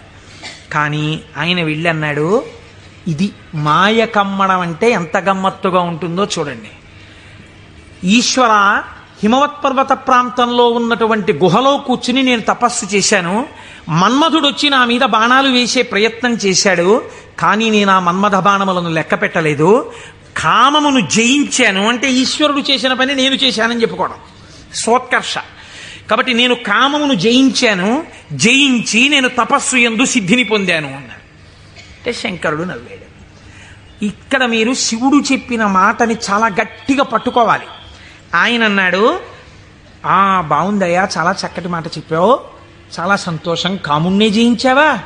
మాటలా కాముణ్ణి జయించడం అంటే జయించిన వాడికి తెలుస్తుంది, అందుకు కదా నాకు వచ్చి చెప్పావు. నేను సంతోషించాను. కానీ నారదా, నీకొక్కటి చెప్తాను, గుర్తుపెట్టుకో. అయిననొక మాట చెప్పెదా, మానసమున నుంపు దీని మరువకుమెప్పుడున్ మౌనీంద్ర వైకుంఠునితో నుడువకు నీ తపంబు తోరపు సిద్ధిన్. నాకు చెప్పావు కదా నేను కాముణ్ణి గెలిచానని, నీకు అలవాటు కదా వైకుంఠానికి కూడా వెళ్ళి నారాయణ దర్శనం చేస్తావు. ఉన్నదొక్కటే పరబ్రహ్మమైన అన్ని రూపాలుగా చూడడంలో నీకు ఆనందం. అక్కడ మాత్రం ఇలా చెప్పకే, నా దగ్గర చెప్తే చెప్పావు అన్నాడు. ఏదో ఇలాగే చెప్తాడు ఈ పెద్ద ఆయన, ఏడు పెద్ద పట్టించుకునేది అనుకున్నాడు. గురువుల మాట తిరస్కరించడం అంటే ఇదే. అనుష్ఠానములోకి రాని విద్య, అది శ్రవణమునకు పనికొస్తుంది అంతే. సినిమా కథల ఎందుకది అనుష్ఠానంలో పెట్టినప్పుడు ఎందుకు ఇంకా వేదాంత విద్య? ఇప్పుడు ఆయన బయలుదేరి ఎవరి దగ్గరికి వెళ్ళాడు? ఈయన దగ్గర నుంచి ఆయన దగ్గరికి వెళ్ళేటప్పుడు మధ్యలో తండ్రి గారు సృష్టికర్త దగ్గరికి వెళ్ళాడు. ఎవరు అసలు కాముణ్ణి గెలిచాడో ఆయన దగ్గరికి వెళ్ళి నీతో నేను ఈక్వల్ స్టేటస్ పొందానని చెప్పడం సంతోషం. అందులో ముందు శివుడి దగ్గరికి వెళ్ళాడు, తర్వాత నాన్నగారికి చెప్దాను లేని తండ్రి గారి దగ్గరికి వెళ్ళాడు. ఈ మాట నువ్వు శ్రీమన్నారాయణుడికి చెప్పకేం వైకుంఠంలో అన్నదాన్ని అసలు లక్ష్యమే పెట్టలేదు. అందుకని బ్రహ్మగారి దగ్గరికి వెళ్ళి ఈ మాట అడగలేదు. ఎందుకండి శివుడు ఇలా అన్నాడు అని అడగలేదు. అడగకుండా వెళ్ళి మళ్ళీ ఇదే చెప్పాడు బ్రహ్మగారి దగ్గర. నాన్నగారు నేను తపస్సు చేశానండి, మన్మధుడు వచ్చి బాణాలు వేశాడండి, అయినా నేను చెల్లించలేదండి, కాముణ్ణి గెలిచాను, తపస్సు యందు సిద్ధిని పొందాను అన్నాడు. అంటే బ్రహ్మగారు అన్నాడు, ఊరే నాన్న అలా అనకూడదురా, నేను నీకో మాట చెప్తాను విను. మున్నట శంకరుండు తపముల్ ఒనరించుచున్న మన్మధుండన్నిటలాక్షు గెల్వచని అంతము చెందే తదీయదేవి ఆ పన్నగ భూషణం కొలిచి భర్తననుంగునిగాగనుందే ఆ పుణ్యపు భూమి శాంకర విభూతి జయించితి నీవు కాముని. నువ్వు ఎక్కడ కూర్చుని తపస్సు చేశావో అక్కడ ఇతపూర్వం పరమశివుడు కూర్చుని తపస్సు చేశాడు. అక్కడికి మన్మధుడు వస్తే ఆయన తన మూడవ కంటి మంట చేత మన్మధుణ్ణి కాల్చేశాడు. మన్మధుడు బూడిదైపోయాడు. రతీదేవి ప్రార్థిస్తే వేరొక రూపంతో నీ భర్త నీకు కనపడతాడని వరం ఇచ్చాడు. ఆ ప్రాంతంలో మన్మథ బాణములు పనిచెయ్యకపోవడానికి కారణం ఇతపూర్వం శంకరుడు తపస్సు చేయడం. అక్కడికెళ్ళి కూర్చుని నువ్వు తపస్సు చేసి నేను గెలిచానంటావేమిటి? అలా చెప్పకూడదు, తప్పది. అందుకని నేను కాముణ్ణి గెలిచాననుకో, నువ్వు కాముణ్ణి గెలవడానికి కారణము ఇతపూర్వము ఈశ్వరుడు అక్కడ తపించుట. అది శివప్రజ్ఞ, నీ ప్రజ్ఞ కాదు, నువ్వు అలా అనకు అన్నాడు. అంటే మనం ఏదైనా సాధిస్తే ఇది ఈశ్వరానుగ్రహము చేత సాధింపబడినది అనాలి. అంతేకాని నారదుడు తప్పు చేశాడని మనం ఇంటికి వెళ్ళిపోతే ఇంకెందుకు? ఆయనకి తీర్పు చెప్పడానికి మనం అక్కర్లేదు.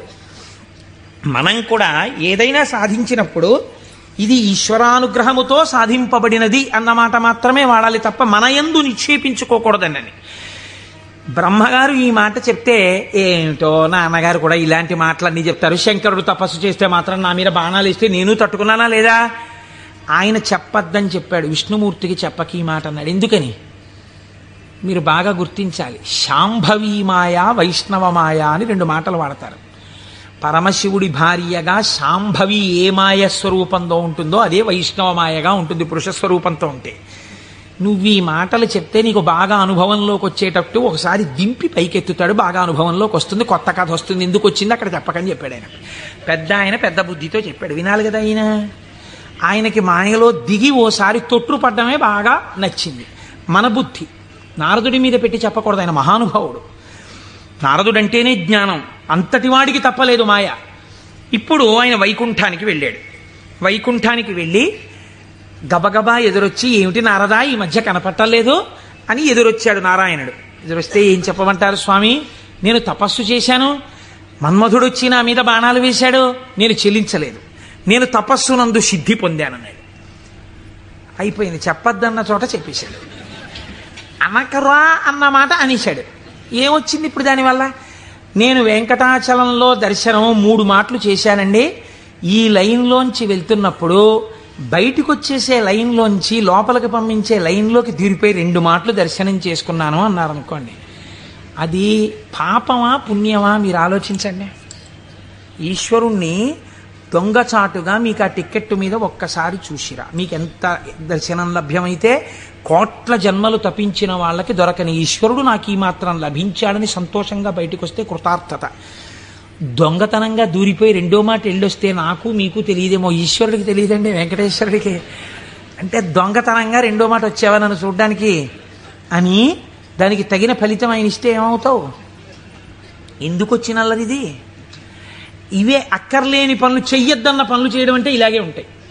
కాబట్టి ఆయనకి చెప్తే ఆయన వెంటనే అన్నాడు, అబ్బబ్బబ్బబ్బ ఎంత గొప్ప పనో, ఏది మళ్ళీ చెప్పు అన్నాడు. నేనండి తపస్సు చేసి మన్మథ బాణాలు పడితే లొంగకుండా సిద్ధి పొందాను. అబ్బా ఎంత గొప్ప విషయమయ్యా నారదా, ఎంత సంతోషంగా ఉందో నాకు. ఎవరు చేయగలరాయా ఈ పని? శివుడు చేశాడు, నువ్వు చేశావు. ఆయనకి అర్థమైపోయింది. ఓహో, అంటే ఇప్పుడు ఈయనకి బాగా పుటం పెట్టి జ్ఞానము లోపల నిలబడేటట్టుగా చెయ్యవలసిన అవసరం ఏర్పడింది. అంతేకాని ఆయన్ని చిన్నబుచ్చడం కాదు, తొట్టుపడకుండా నిలబెట్టాలి మనం అయితే ఇప్పుడు. కాబట్టి చాలా సంతోషమోయ్ అని కౌగిలించుకుని వెళ్ళిరా అన్నాడు. ఇప్పుడు మాయ ప్రారంభం అయిపోయినట్టే కదండి, అది నడిపిస్తుంది ఎటు వెళ్ళాలో. ఈయన బయలుదేరి వెడుతున్నాడు. వెడుతూ వెడుతూ ఒక రాజ్యంలోకి వెళ్ళాడు. ఆ రాజ్యాన్ని పరిపాలించేటటువంటి రాజు పేరు శీలనిధి, ఆయన కుమార్తె పేరు శ్రీమతి. వెళ్ళి ఆ శీలనిధి అనబడేటటువంటి రాజు యొక్క అంతఃపురంలోకి వెళ్ళాడు. మహానుభావుడు నారదుడు వచ్చాడన్నాడు, స్వాగతం చెప్పారు, పాదములు కడిగారు, తీసుకొచ్చారు, కూర్చోపెట్టారు. వాళ్ళ అమ్మాయిని తీసుకొచ్చారు. అమ్మాయినికి నమస్కారం చెయ్యమ్మా అన్నారు. ఆ పిల్ల నమస్కారం చేసింది. మా పిల్లకి ఎటువంటి వరుడు వస్తాడో చెప్పండి అన్నారు. ఆ పిల్ల యొక్క చెయ్యి చూసి త్రికాలవేది నారదుడంటే తెలియందేముందండి. ఆయన అన్నాడు, లక్ష్మీదేవికి భర్త ఎవడో, ఎవడు సర్వవ్యాపకుడో, ఎవడు నిరంతరము లోకము చేత పూజింపబడుతుంటాడో, ఎవడు మహానుభావుడో అటువంటి శ్రీ మహావిష్ణువుకు ఈమె ఇల్లాలవుతుంది అన్నాడు. అక్కడ వరకు బాగా చెప్పాడు. కానీ ఆమెని చూడగానే కామాన్ని కదా గెలిచానన్నాడు. ఈవిడ నా ఇల్లాలైతే ఎంత బాగున్నో అనిపించింది. కానీ ఆవిడ జాతకంలో ఏముంది? శ్రీ మహావిష్ణువు భర్త అవుతారని ఉంది. ఈ అమ్మాయికి పెళ్లి ఎలా చేద్దాం అనుకుంటున్నావు అని అడిగాడు. రేపు స్వయంవరం పెట్టామండి, స్వయంవరంలో ఈమె వరమాల వేస్తుంది అంటే విష్ణువు సాకారుడై వస్తాడు ఈ సభలోకి. ఇప్పుడు మళ్ళీ వెనక్కి తిరిగి వైకుంఠానికి వెళ్ళాడు. వెళ్ళి, అయ్యా ఎవరికైనా చెప్పుకుంటే కొంచెం సిగ్గుచేటుగా ఉంటుంది, నా మనస్సు ఆ శ్రీమతిని పెళ్లి చేసుకోవాలి అని ఉవ్విళ్ళు ఉరిపోతోంది, ఆమె నాకు దక్కకపోతే మన్మథబాణముల చేత చచ్చిపోతాను. ఎవరండి ఇంతకు ముందు వచ్చి చెప్పినప్పుడు ఏం చెప్పాడు? మన్మథబాణములను గెలిచి తపస్సునందు సిద్ధి పొందానని చెప్పినవాడు వెనక్కి తిరిగి వెంటనే వచ్చి చెప్తున్నాడు ఇది మాయా అంటే. చూడండి, ఆమె నా ఇల్లాలు కాకపోతే నేను మన్మథబాణములకు చచ్చిపోతాను. నన్ను బతికించవయ్యా, నేను బతకాలంటే నీ రూపం నాకు రావాలి, నీ రూపం నాకు వస్తే ఆమె నా మెళ్ళలో మాల వేస్తుంది, అప్పుడు పెళ్లి చేసుకుంటాను, అందుకని నీ రూపం నాకు ఇవ్వా అని అడిగాడు. అడిగితే ఆయన మహానుభావుడు శ్రీ మహావిష్ణువు, ఆయన ఎంత చమత్కారం చేశాడో చూడండి. హరియొసగెన్మునిక మనోహరమగు తన మేని రూపు నర్రు వరుకు బైహరి శిరసున్ కూరిచే, ఇది అరయక ముని కూరుచుండె అచట మురియుచున్. హరి శరీరాన్ని ఇచ్చాడు, హరి శిరస్సుని ఇచ్చాడు. హరి అంటే రెండు అర్థాలు. హరి అంటే పాపములను హరించే శ్రీ మహావిష్ణువు, హరి అంటే కోతి.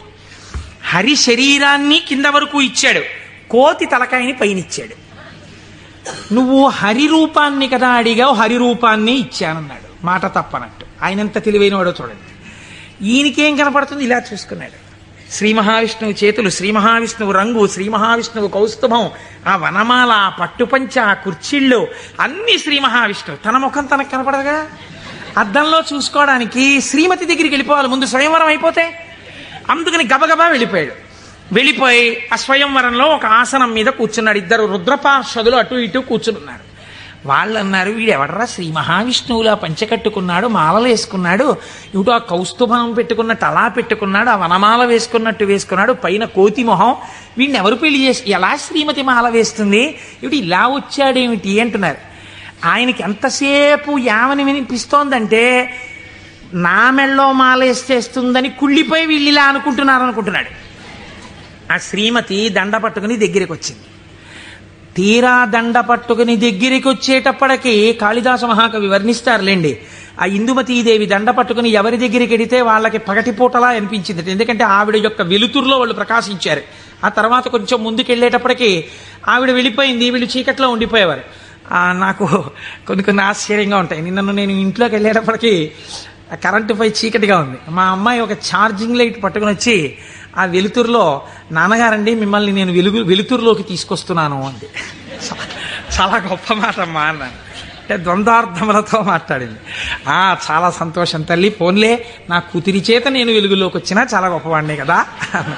అందుచేత ఆయన అలా ఆ శ్రీమతి దగ్గరికి వచ్చింది. దగ్గరకు వస్తే నాకే మాల వేస్తుంది అని సంతోషపడిపోయాడు ఆయన. ఆ పాపం నా శిరస్సు అందదేమో అని కొంచెం వంచాడు. ఆవిడ ఇలా చూసి భృకుటి ముకులించి, ఏమిటి కోతి శిరస్సు ఏమిటి, రూపం ఏమిటి అనుకుని వెళ్ళిపోయాడు. ఈలోగా రావలసిన శ్రీహరి రాజకుమారుడి వేషంలో వచ్చాడు. ఆవిడ గుర్తుపట్టింది, మాల తీసుకెళ్లి శ్రీమన్నారాయణుడి మెడలో వేసేసింది. ఈవిడ్ని తీసుకుని ఆయన చక్కబోయాడు వైకుంఠానికి. ఈయనకి ఎక్కడ లేని బాధ కలిగింది. ఈలోగా పక్కనున్న రుద్రపార్షదులు ఇద్దరు అన్నారు, ఏమయ్యా నీకు ముందే చెప్పాం, కోతి మొహం వేసుకుని సభలోకి వచ్చావేమిటయ్యా అని, నిన్నెవరు పెళ్లి చేసుకుంటారనుకున్నావయ్యా అన్నారు. అనేటప్పటికీ వాళ్ళిద్దరికీ కూడా మీరు రాక్షసయోనుల యందు జన్మించెదరుగాక అని చెప్పించాడు. తప్పెవరిది? ఒప్పు చెప్పిన వాళ్ళెవరు? ఒప్పు చెప్పిన వాడికి తపఫలితంతో శాపం ఇచ్చాడు. మాయా ప్రభావము కామక్రోధముల యందు ఎలా తిప్పుతుందో చూడండి. శపిస్తే వాళ్ళెటువంటి స్థితిలో ఉన్నారు? ఇదంతా శివేచ్ఛ అని వాళ్ళు నమ్మారు. ఇది పరమభక్తి. వాళ్ళకి ఆ కష్టమే వచ్చినా ఇది కూడా ఈశ్వర శాసనమే అనుకున్నారు. వాళ్ళుట వారులు జ్ఞానధనము చేకూరిన వారౌటమదిని కుందకయే శివేచ్ఛారీతి నడచునని అన్నారదునిన్ దూరరైరి నడచి రెచటికో.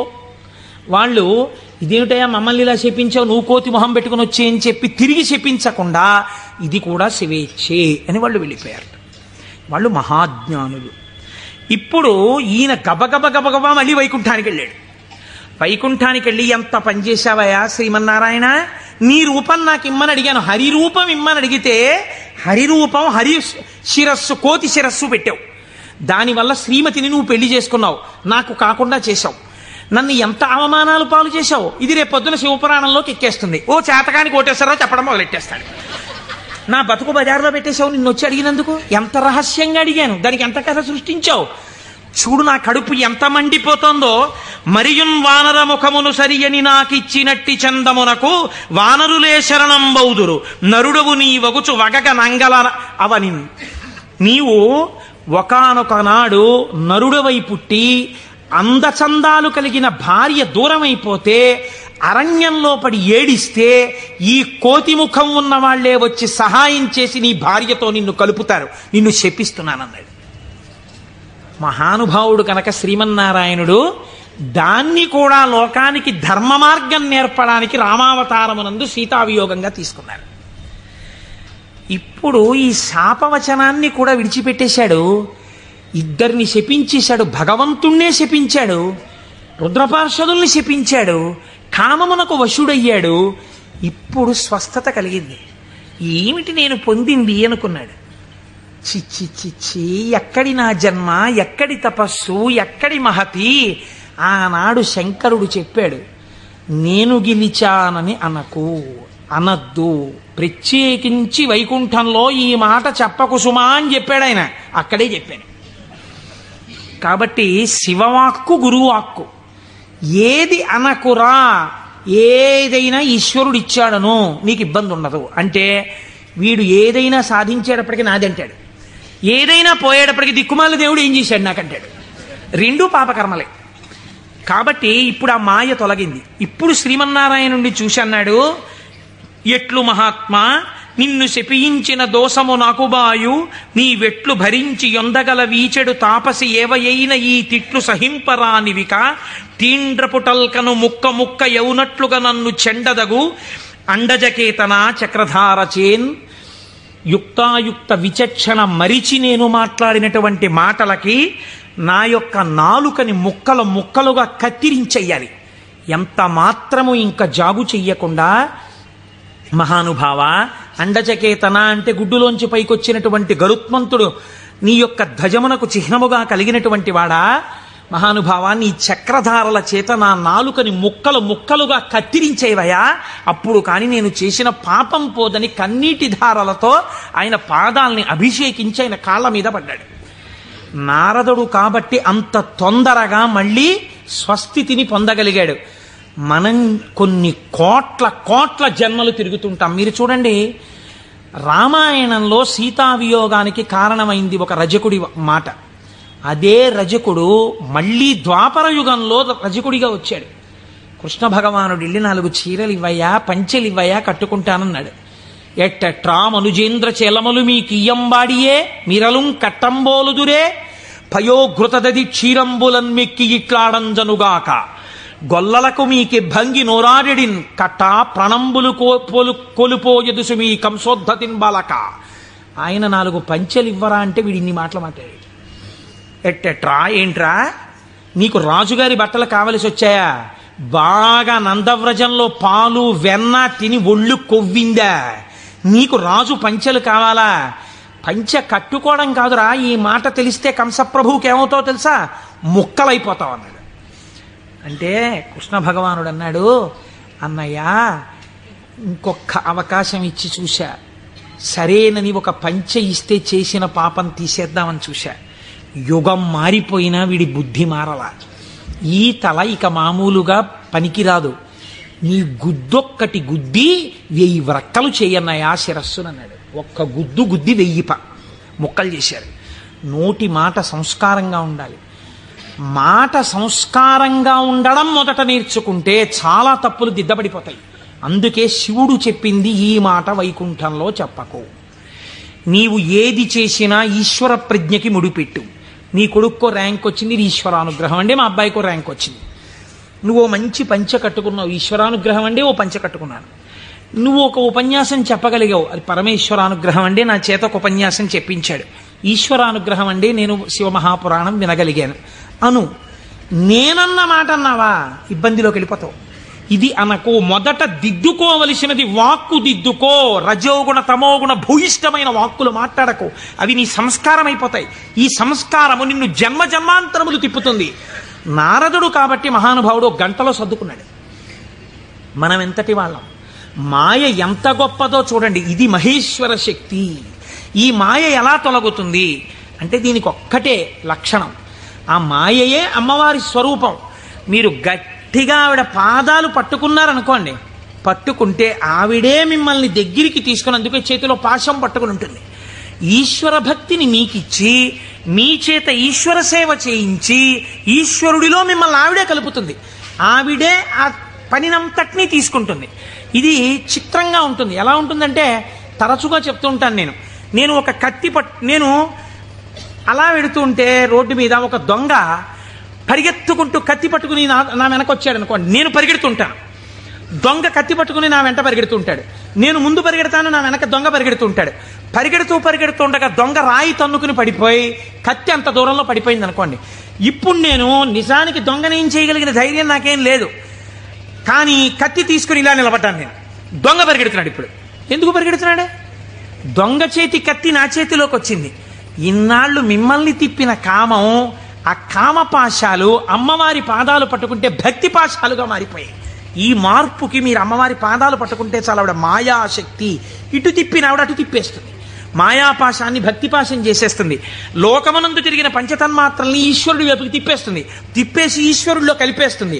కాబట్టి ఇప్పుడు మీరు మాయా అన్న అవనికని పైకెత్తి శివుడితో కలుపుతుంది. ఇది మహేశ్వరుణ్ణి చేరుకోవడానికి మార్గం. ఆ మార్గమునకు మొట్టమొదటి పొరపాటు వాక్కునందు కలుగుతుంటుంది. ఈ వాక్కునందు అలా చెయ్యకో, ఈశ్వర ప్రజ్ఞని గుర్తెరుగు, ఈశ్వరానుగ్రహాన్ని గుర్తెరుగు. ఇది మనకి బోధ చెయ్యడం ఈ మహేశ్వరనామమును, మహేశ్వరనామాన్ని అడ్డుపెట్టి మనకి నేర్పింది. ఇదే పరమశివుణ్ణి పక్కనే ఒక చిత్రమైన నామంతో పిలుస్తారు, శంభు అని పిలుస్తారు. శంభు అంటే ఏమిటో తెలుసా అండి? శం అంటే నిరతిశయమైనటువంటి సుఖము లేదా సుఖము, భావయతి కల్పించువాడు. మీరు చూడండి, ఒక వస్తువు ఉంటుంది, ఆ వస్తువు యొక్క సుఖానుభూతిని మీరు ఎప్పుడు పొందుతారు? ఒక వస్తువు యొక్క సుఖానుభూతిని మీరు ఎప్పుడు పొందగలరు అంటే ఆ వస్తువు మీ చేత అనుభవింపబడినప్పుడు. ఉదాహరణకి నాకు ఒక లడ్డు అంటే చాలా ఇష్టం అనుకోండి. ఆ లడ్డూని తీసుకొచ్చి మీరు ఇలా చూపించి, కోటేశ్వరారు మీకోసమే తెచ్చాం ఈ లడ్డు అన్నారనుకోండి. నేను ఆ లడ్డూని ఇలా చూసి నా కోరిక తీరిపోయి అంటానా? అనను. మీకోసమే అన్న చేతిలో పెట్టారు, చాలా బాగుంది అని ఇలా పెట్టుకుని తినబోతాను. తినకండి, మీకు ఈ లడ్డు ఎందుకు తెచ్చానో మీకు శుభవార్త చెప్పాలి, అది చెప్పాక తిందురు కానీ. ఇప్పుడు నా కోరిక తీరిపోయిందా? తీరలేదు. ఆయన శుభవార్త చెప్పబోతుంటే సెల్ ఫోన్ మోగింది. ఉండండి చెప్తాను అని అక్కడికి వెళ్ళి గంట సేపు మాట్లాడుతున్నాడు. లడ్డు ఇలాగే ఉంది, నేను ఇలాగే ఉన్నాను, తీరిందా? తీరలేదు. ఆయన తర్వాత వచ్చి ఏదో చెప్పి ఇప్పుడు తినండి అన్నాడు. ఇప్పుడు నేను దాన్ని తీసి ఇలా నాలుక మీద పెట్టుకుని అలా పడేశాను. గభాలన కంట్లో ఏదో పడి ఇలా అన్నాను, అది కింద పడింది. తీరిందా నా కోరిక? తీరలేదు. నాలుక మీద పడింది రెండో ముక్క, అమ్మయ్యా అన్నాను, ఇప్పుడు నా కోరిక తీరింది కదండి.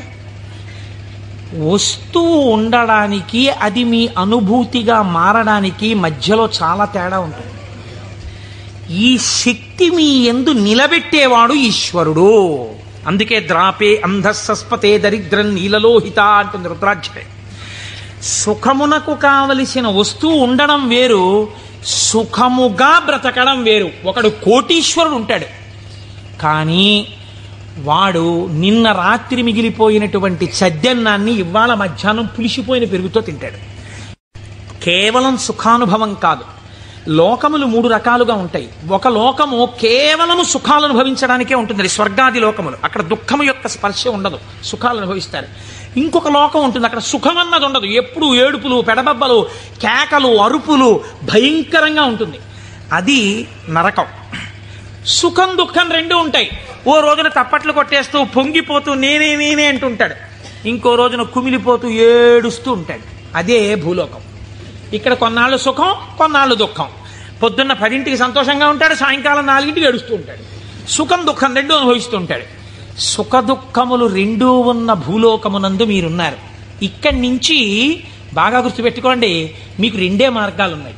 ఒకటి, పూర్ణ దుఃఖమును కలిగిన లోకంలో కన్నా వెళ్ళచ్చు, పూర్తి సుఖం కలిగిన లోకంలో కన్నా వెళ్ళచ్చు.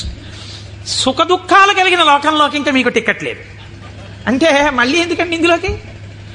కాబట్టి ఒంటి మీద కొరడాలతో కొట్టేస్తూ, మరిగిపోయిన నూనెలో ముంచేస్తూ, ఏదో చీవు నెత్తురు నదుల్లో ముంచేస్తూ అది కావాలా? హాయిగా సంతోషంగా పెద్దలతో కూర్చుని ఏదో ఆనందంగా ఉండడం, అమృతం తాగడం, ఇలాంటివి కావాలా? అంటే లౌకికంగా కోరుకుంటే పోనీ స్వర్గం కోరుకోండి. నరకానికి ఎడదాం అనుకోకూడదంటే మీకు ఒక లక్షణం ఉండాలి. వెంటనే మీకు ఒకటి కావాలి. ఏమిటి కావాలి? పాపము చేయకుండా ఉండుట. పాపం చేస్తే కదా నరకం. కాబట్టి పాపం చెయ్యకూడదు. ఇది సంభావయతి, మంచి భావములను ఇచ్చుట. ఇది ఎలా వస్తుంది అన్నారు శాస్త్రంలో. ఇది ఎలా కలుగుతుందండి అన్నారు. దీనికి ఒక ప్రతిబంధకం ఉందండి, అంత తేలిక కాదు. శివమహాపురాణం మీ జీవితాన్ని కరెక్ట్ చేస్తుంది. మీరు చూడండి, ఒక తేలిక మాట, ఒక వెలితి మాట ఒకటి మనం మాట్లాడతాం. కోటేశ్వరారు చతుర్ముఖ బ్రహ్మగారు మేము లలాటం మీద రాసేశాడండి, రామాయణం చెప్పు, భాగవతం చెప్పు, శివపురాణం చెప్పని చెప్పేస్తారు మీరు. మా లలాటం మీద రాసేశాడు, చీకటి పడేటప్పటికీ మాకు ఎటో లాగేస్తుంది మనస్సు వెళ్ళిపోమ్మని, అందుకని మేము రామ్ పురాణానికి అంటాడు ఒకడు. అది తప్పు. అలా ఉండమని చెప్పలేదు శాస్త్రం. తిలకధారణము అన్న మాట ఎందుకు ఇచ్చారో తెలుసా అండి? మీ యొక్క ఆలోచన సరళిని మార్చుకొని గత జన్మలుగా తరువుకొస్తున్న వాసనలని జయించడానికి, మీకు పార్వతీ పరమేశ్వరుల అనుగ్రహం కలగడానికే మీరు విభూతి తీసుకుని లలాటమునందు పెట్టుకుని బొట్టు తీసుకుని ఆజ్ఞాచక్రం మీద పెట్టుకుంటారు. ఇప్పుడు పార్వతీ పరమేశ్వరుడు మీ లలాటమునందు వసించి ఉన్నారు. దీనివల్ల ఏం జరుగుతుంది అంటే, లలాట లిఖితారేఖ పరిమాస్త్రం న శక్యతే, ఇది కదా సామాన్య సిద్ధాంతం. బ్రహ్మగారు రాసిన రాత మారదు. కానీ మీరు తిలకధారణం చేసి విభూతి పెట్టుకోగానే మీ ఆలోచన సరళి ఎందు మార్పు వస్తుంది. ఎందుకు వస్తుందో తెలుసా అండి? మీరు చూడండి, ఒక ఆయన దగ్గరికి మీరు వెళ్ళేటప్పటికీ ఇలా విభూతి పెట్టుకుని ఇంత బొట్టు పెట్టు కూర్చున్నాడు అనుకోండి, ఈయన అడిగితే కొంచెం సౌమ్యంగా చెప్తారేమో అనిపించేస్తుంది మీకు గబుక్కుని వెంటనే. ఏమీ లేకుండా కొరకొర చూస్తున్నాడు అనుకోండి, బాబా ఆయన దగ్గరికి ఎందుకు లేండి అనిపిస్తుంది. అసలు మీరు భస్మ బొట్టు కనపడేటప్పటికి సాత్విక ప్రవృత్తి ముఖంలో కనపడిపోతుంది. సరికదా, ఆజ్ఞాచక్రం మీద బొట్టు అమ్మవారి యొక్క అనుగ్రహం. అమ్మవారి అనుగ్రహం ఆజ్ఞాచక్రం మీద ప్రసరణం మొదలవగానే మీ బుద్ధి యందు ఆలోచన మారిపోతుంది. మారిపోయి మనం ఈ పని చెయ్యొద్దు, మనం ఎందుకు ఈ పాపం చేయడం, మనం ఇంక ఇవాళ నుంచి ఇది చెయ్యొద్దు, మనం పురాణానికి వెళ్ళిపోదాం, మనం శివాలయానికి వెడదాం, మనం వెంకటేశ్వరుడి గుడికి వెడదాం, ఎన్నాళ్ళు ఈ తప్పుడు పని చేస్తాం, మనం చెయ్యొద్దు అని మీ యందు ఒక పూనిక రావడం ప్రారంభం అవుతుంది. అందుకని ముందు శరీరమును అలంకృతం చేసి లోపల మనస్సుని సంస్కరించడం దగ్గరికి వెళ్ళారు. మీరు మనస్సుని జయించలేకపోతే. పెద్దలు ఏదో ఉత్తినే హాస్యాస్పదంగా పెట్టలేదండి ఇవేవిని. కనుక తిలకధారణ చేసి భస్మ పెట్టుకోమని చెప్పారు. ఇప్పుడు మీరు అలా చెయ్యడం ప్రారంభిస్తే ఏమవుతుంది? అలా చెయ్యడం ప్రారంభిస్తే మీకు దుఃఖమును స్వీకరించి దుఃఖము నుండి బయటపడతారు. ఇది చిత్రంగా ఉంటుంది. ఇప్పుడు మీకు ఎందుకు ఈ ఆలోచనలు, పాపభూయిష్టమైన ఆలోచనల వైపు ఎందుకు తిరుగుతోంది మనస్సు అంటే, దానికి రజోగుణ తమోగుణ ప్రవృత్తి ఉంది. 3 గుణాలు ఉన్నాయి లోకంలో, సత్వము రజస్సు తమస్సు. ఇది ఎప్పుడూ కూడా ఆయన అలాగే చెప్తాడు కానీ హాయిగా పనిచేసేట్టు ఎంత సుఖంగా ఉంటుంది, ఒంట్లో ఓపిక ఉన్నప్పుడు చేయాలి, ఆయనకి ఏముంది అలాగే చెప్తాడు, అలా చెప్తా అలా చేస్తూ కూర్చుంటా ఏంటి, సుఖంగా అనుభవించు అంటుంది. ఎందుకు ఆ పురాణం, దిక్కుమాల పురాణం, హాయిగా టీవీ చూడు, మంచి ఎపిసోడ్ వస్తుంది ఇవాళ అంటుంది. ఈ బోధని జయించగలగడానికి ఈ త్రిగుణములు బాధాకరములు. మీరు ఉన్నతిని పొందకుండా బాధిస్తున్నాయి. ఉన్నతిని పొందకుండా బాధించేటటువంటి త్రిగుణముల యొక్క బాధ నుంచి మీరు బయటపడడానికే మీరు సంసారం అనే కొత్త బాధనించుకున్నారు. సంసారం బాధ అండి, సంసారం సాగరం దుఃఖం. సంసారం అంత తేలికని శాస్త్రం చెప్పలేదు. అందులో తరించడానికి చాలా కష్టం, దాని మార్గం తెలియాలి. మరి బాధపోవడానికి బాధలోకి ఎందుకండి, మళ్ళీ బాధపోవడానికి సుఖంలోకి వెళ్ళాలి. బాధపోవడానికి బాధలోకి వెళ్ళమంటున్నారు ఏంటి మీరు అంటే, నేను మళ్ళీ ఒక ఉపమానం చెప్తాను మీకు కడుపు నొప్పిగా ఉంది, అజీర్తి చేసింది. అజీర్తి చేసి కడుపు నొప్పిగా ఉండడం బాధ. ఈ బాధ పోవడానికి మీరు ఇంకో బాధ స్వీకరించారు. ఏమిటది? ఆమదం తాగడం. ఆమదం తాగడం సంతోషంగా ఉంటుంది ఏంటి ఎవరికన్నా? ఆమదం తాగడం బాధే. కానీ మరి బాధతో కూడినటువంటి ఆమదము త్రాగుట అన్నది ఎందుకు చేశారు? కడుపు నొప్పి అజీర్తి అన్న బాధ నుంచి విముక్తమగుట కొరకు. సత్వరజస్తమో గుణములన్న 3 గుణముల నుంచి బయట పడడానికే సంసారములోకి ప్రవేశించి సుఖములు అనుభవించి, ఈ సుఖములు సుఖములా అన్న ప్రశ్న వేసుకుని, ఈ సుఖములు సుఖములు కావు, నిజమైన సుఖము ఈశ్వరుడే అన్న లక్షణాన్ని ఏర్పరచుకుని వైరాగ్య సంపత్తిని పెంపొందించుకోవడం, దాని వలన ఇంకా ఇంద్రియములు మనస్సు చెలించని స్థితికి వెడతాడు. ఇంద్రియాల్ని గెలవడం కాదు, మనస్సు కదలని స్థితికి పూర్ణ వైరాగ్యం అని పేరు. మీరు చూడండి, గాలి వెళ్ళిపోతూ మల్లెపూల మీద గెడుతుంది, నేను మల్లెపూల నుంచి వస్తున్నానని పొంగిపోదు. అశుద్ధం మీద గెడుతుంది, చిచి నేను అశుద్ధం మీదకి వెళ్ళానని బాధపడదు. దేని మించి వెళ్ళినా గాలి గాలిగానే ఉంటుంది, దానికేం బాధ లేదు. అలాగే పూర్ణ వైరాగ్యం పొందినవాడు ఇదంతా ఈశ్వర లీల అంటాడు. కానీ ఈ మాట అనడం చాలా కష్టం. అంత వైరాగ్యం రావడం కూడా ఈశ్వరానుగ్రహం. ఈ వైరాగ్య సంపత్తి చేత శాశ్వత సుఖస్థానమైన ఈశ్వరుడు ఎందుకు కలిసిపోతాడు. అప్పుడు వాడికి ఇంకా ఊర్ధ్వలోకం లేదు, అధోలోకం లేదు, పైన స్వర్గం లేదు, కింద నరకం లేదు. ఇక మళ్ళీ పుట్టవలసిన అవసరం లేని మోక్ష స్థితిని పొందుతాడు. ఇలా పొందడానికి శంభు అనుసంధానం చేసుకుంటూ ఉండాలి. శివుడి పాదాలు మీరు గట్టిగా పట్టుకున్నారనుకోండి, శివాష్టోత్తరం చదువుకుంటున్నారనుకోండి, భస్మధారణ చేశారనుకోండి, బొట్టు పెట్టుకున్నారనుకోండి, ఏమీ చేతకాకపోయినా కూర్చున్న నామాలు చెప్పడం మొదలుపెట్టారనుకోండి, మీకు తెలియకుండా మీలో ఒక రకమైనటువంటి మార్పు ప్రారంభమైపోతుంది. ప్రారంభమై అది మంచి ఆలోచనల వైపుకు తీసుకుని వెళ్ళగలదు. ఇలా తీసుకుని వెళ్ళవలసిన అవసరము ఎందువలన కలిగింది అంటే, పూర్వకాలంలో పూర్వయుగమైనటువంటి ద్వాపర యుగం వరకు కూడా ఒక లక్షణం ఉండేది. రాక్షసులు ఉన్నారనుకోండి, వాళ్ళు తెలిసేవారు వీళ్ళు రాక్షసులండి అని తెలిసేది. కాబట్టి వాడిని దూరంగా పెట్టడమో, వాడిని పరమాత్మ సంహారం చేయడమో ఏదో ఉంటుంది. కలియుగంలో ఏమిటో తెలుసా అంటే, రాక్షసులు ఏ రూపంలో ఉంటారు? చిత్తవృత్తుల రూపంలో ఉంటారు. పైకి దొరకరు. మీకన్నా సాధుపురుషుల్లా కనిపిస్తాడు. మోసం చేసేవాడే చాలా నమ్మించేటట్టుగా సాధుపురుషుల్లా ఉండాలి. వాడు నమ్మితే నాకేమిటి, నమ్మకపోతే నాకేమిటి, నేనేమన్నా వాడి దగ్గర ప్రయోజనం పొందుదాం అనుకుంటున్నానా అన్నవాడు తన యథారీతిగా ఉంటాడు.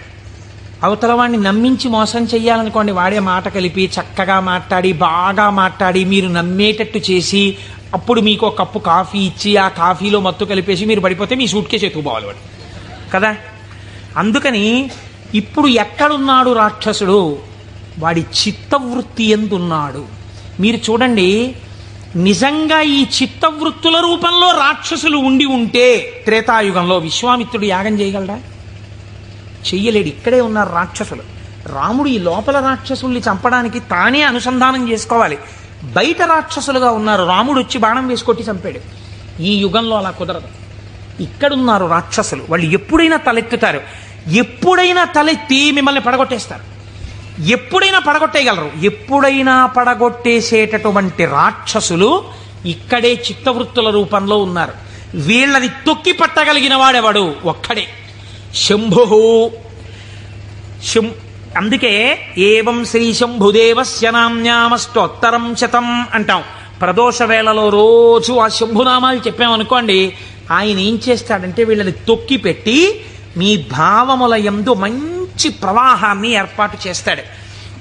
ఈ మంచి ప్రవాహము కలిగిన భావన చేత ఉన్నతిని పొందేస్తాడు.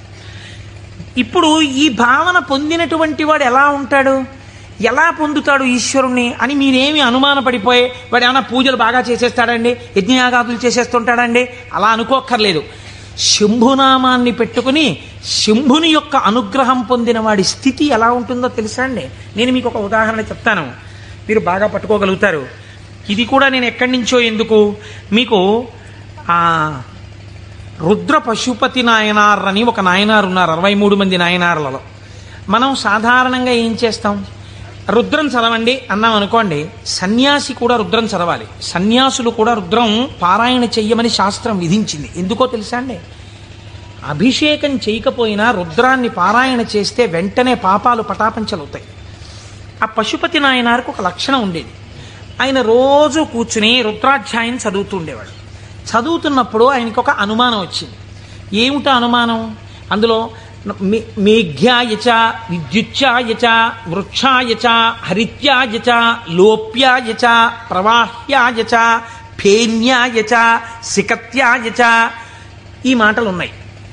ఇవన్నీ ఈశ్వరుడే అన్నారు. అంటే నీరు ఈశ్వరుడు, నీటి మీద నురుగు ఈశ్వరుడు, చెట్టు ఈశ్వరుడు, చెట్టు మీద పిట్ట ఈశ్వరుడు, చెట్టులో ఆకుపచ్చతనం ఈశ్వరుడు. మనం ఏం చేస్తాం? మేము అభిషేకం చేయించుకుంటున్నామండి అని వెళ్ళి కూర్చుంటాం. శివాలయంలో ఉన్న అర్చక స్వామి ఏదో మహన్యాసం అని చెప్పి నారుద్రో రుద్రమచ్చ ఎత్తుని పాప ఆయన మహన్యాసం చేయిస్తాడు. చేయించిన తర్వాత మీరేవో పాలు పెరుగు పంచదార పళ్ళరసాలు పట్టుకెడతారు. ఆయన రుద్రాధ్యాయం చదువుతూ పోసేస్తాడు. పోసి అభిషేకం చేస్తుంటాడు. మీరేం చేస్తారు? మీకు అది ఏమిటో తెలియదు కదా, అర్థం కాదు. అర్థం కాకపోవడం వల్ల తేలిగ్గా వచ్చేది ఏంటంటే నిద్ర. కాబట్టి చాలా అమరికగా మనకి దొరికేది ఏమిటంటే బ్రహ్మదండం మహర్షులకు ఎలా ఉంటుందో అలా మోచేతిని తొడకి పెట్టి ఈ చేతిని ఇలా పెట్టి చక్క చెంప చేస్తే చాలు, అలా పడుకోవచ్చు, నిద్రపోతాడు. మళ్ళీ ఆయన ఎక్కడో గంట ఏదో కొడతాడు, కొడితే తెలివి వస్తుంది. తెలివి వచ్చాక మళ్ళీ పాపం తాపత్రయం ఉండదని నేను అన్నాం. మళ్ళీ ఓసారి లేచి ఏదో చేస్తున్నాడు, అల్లరవుతోంది మళ్ళీ అని చెప్పేసి కాసేపు మళ్ళీ మళ్ళీ పడిపోతాడు.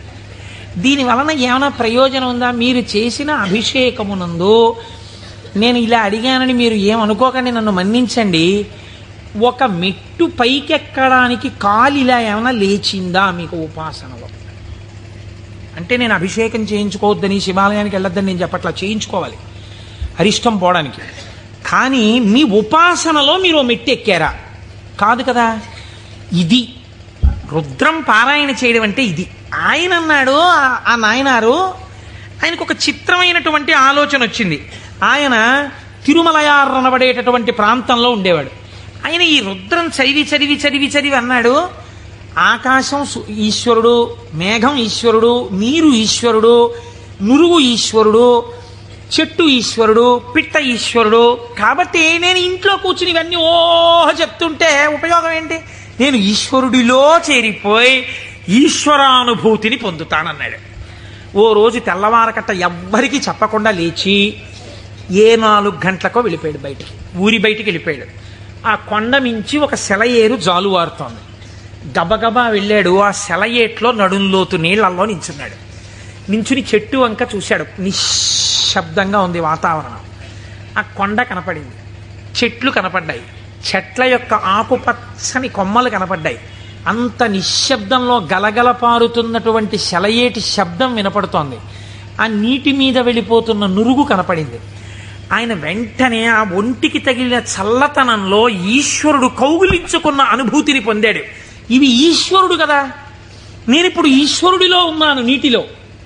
కాబట్టి నేను నా కళ్ళతో చూస్తున్న మేఘం ఈశ్వరుడు, నేను మొలలోతులో ఉన్నది ఈశ్వరుడు, ఇలా వెడుతున్నది ఈశ్వరుడు, నేను చూస్తున్న ఆ కదులుతున్న ఈశ్వరుడు.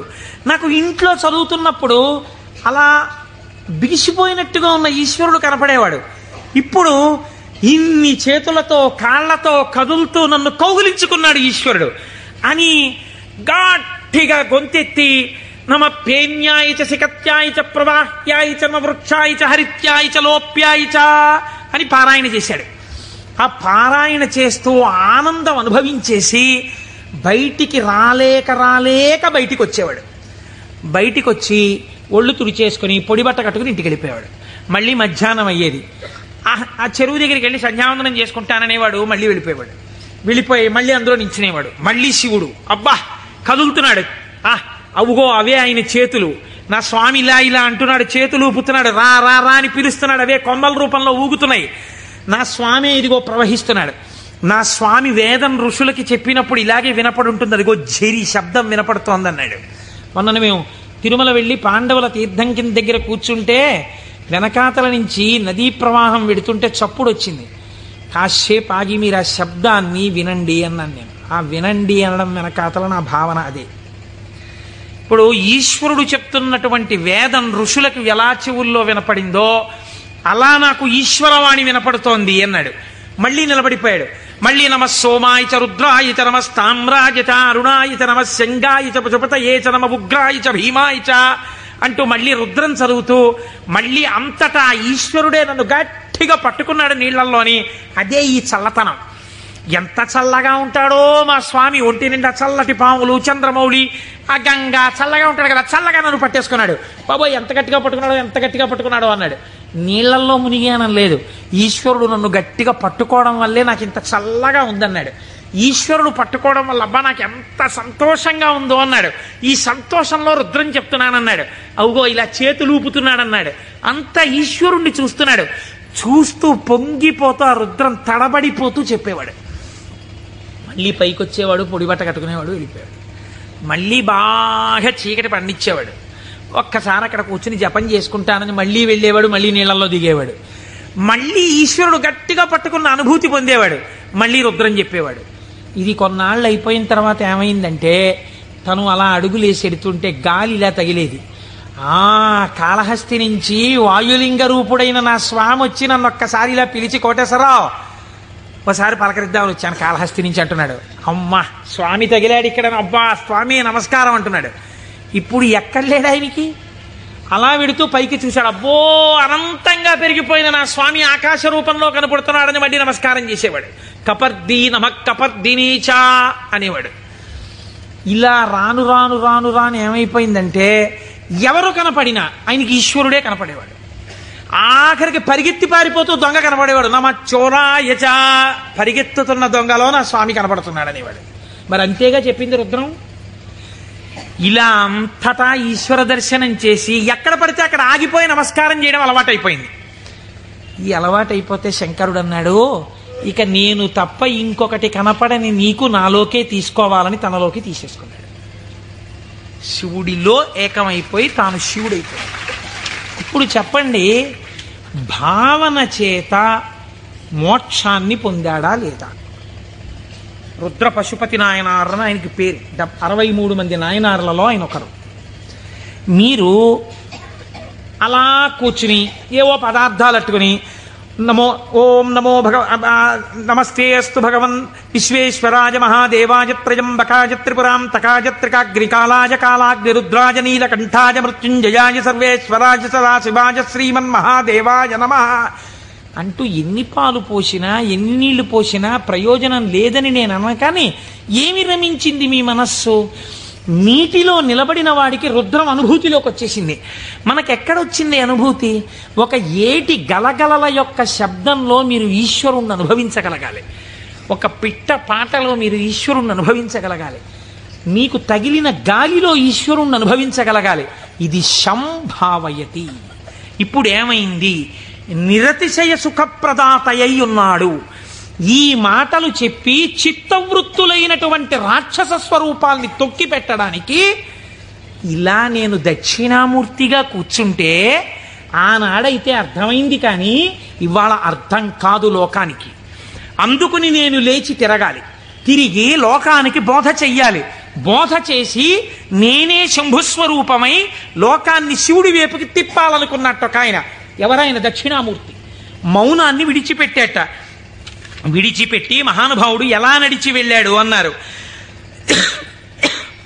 అజ్ఞానాంతర్గహన పతితానాత్మ విద్యోపదేశైః త్రాతుం లోకాన్ భవదవశిఖాతాపపాపచ్యమానాన్ ముక్త్వా మౌనం వటవిటపినో మూలతో నిష్పతంతి శంభోర్మూర్తిశ్చరతి భువనే శంకరాచార్య రూపా. ఆనాడు ఇలా కూర్చుంటే అర్థమైంది, కానీ ఇవాళ నేను వటవృక్షం కింద ఇలా మౌనంగా కూర్చుంటే ఎవ్వరికీ అర్థం కాదు.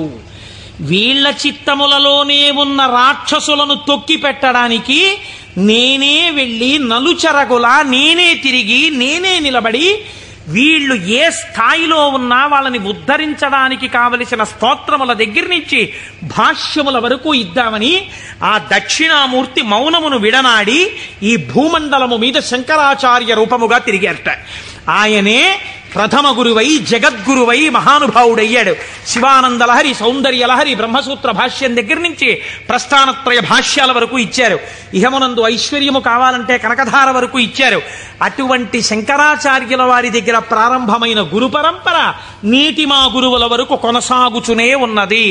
ఆ గురువాక్య శ్రవణమే నా లోపలనున్న రాక్షసులను తొక్కి పెట్టగలిగినటువంటి శక్తి స్వరూపము. ఆ గురువు మాట నేను విన్నానా అంతే. ఆ చిత్తవృత్తులు నన్నేం చేయలేవు, ఆ రాక్షసులు నన్నేం చెయ్యలేరు. సంభావయతి, నా యందు మంచి భావములు ప్రవేశించి ఈశ్వరాభిముఖుడనై శం నిరతిశయ సుఖస్వరూపమైన శివుని యందు కలిసి నేనే శివుడనగుచున్నాను.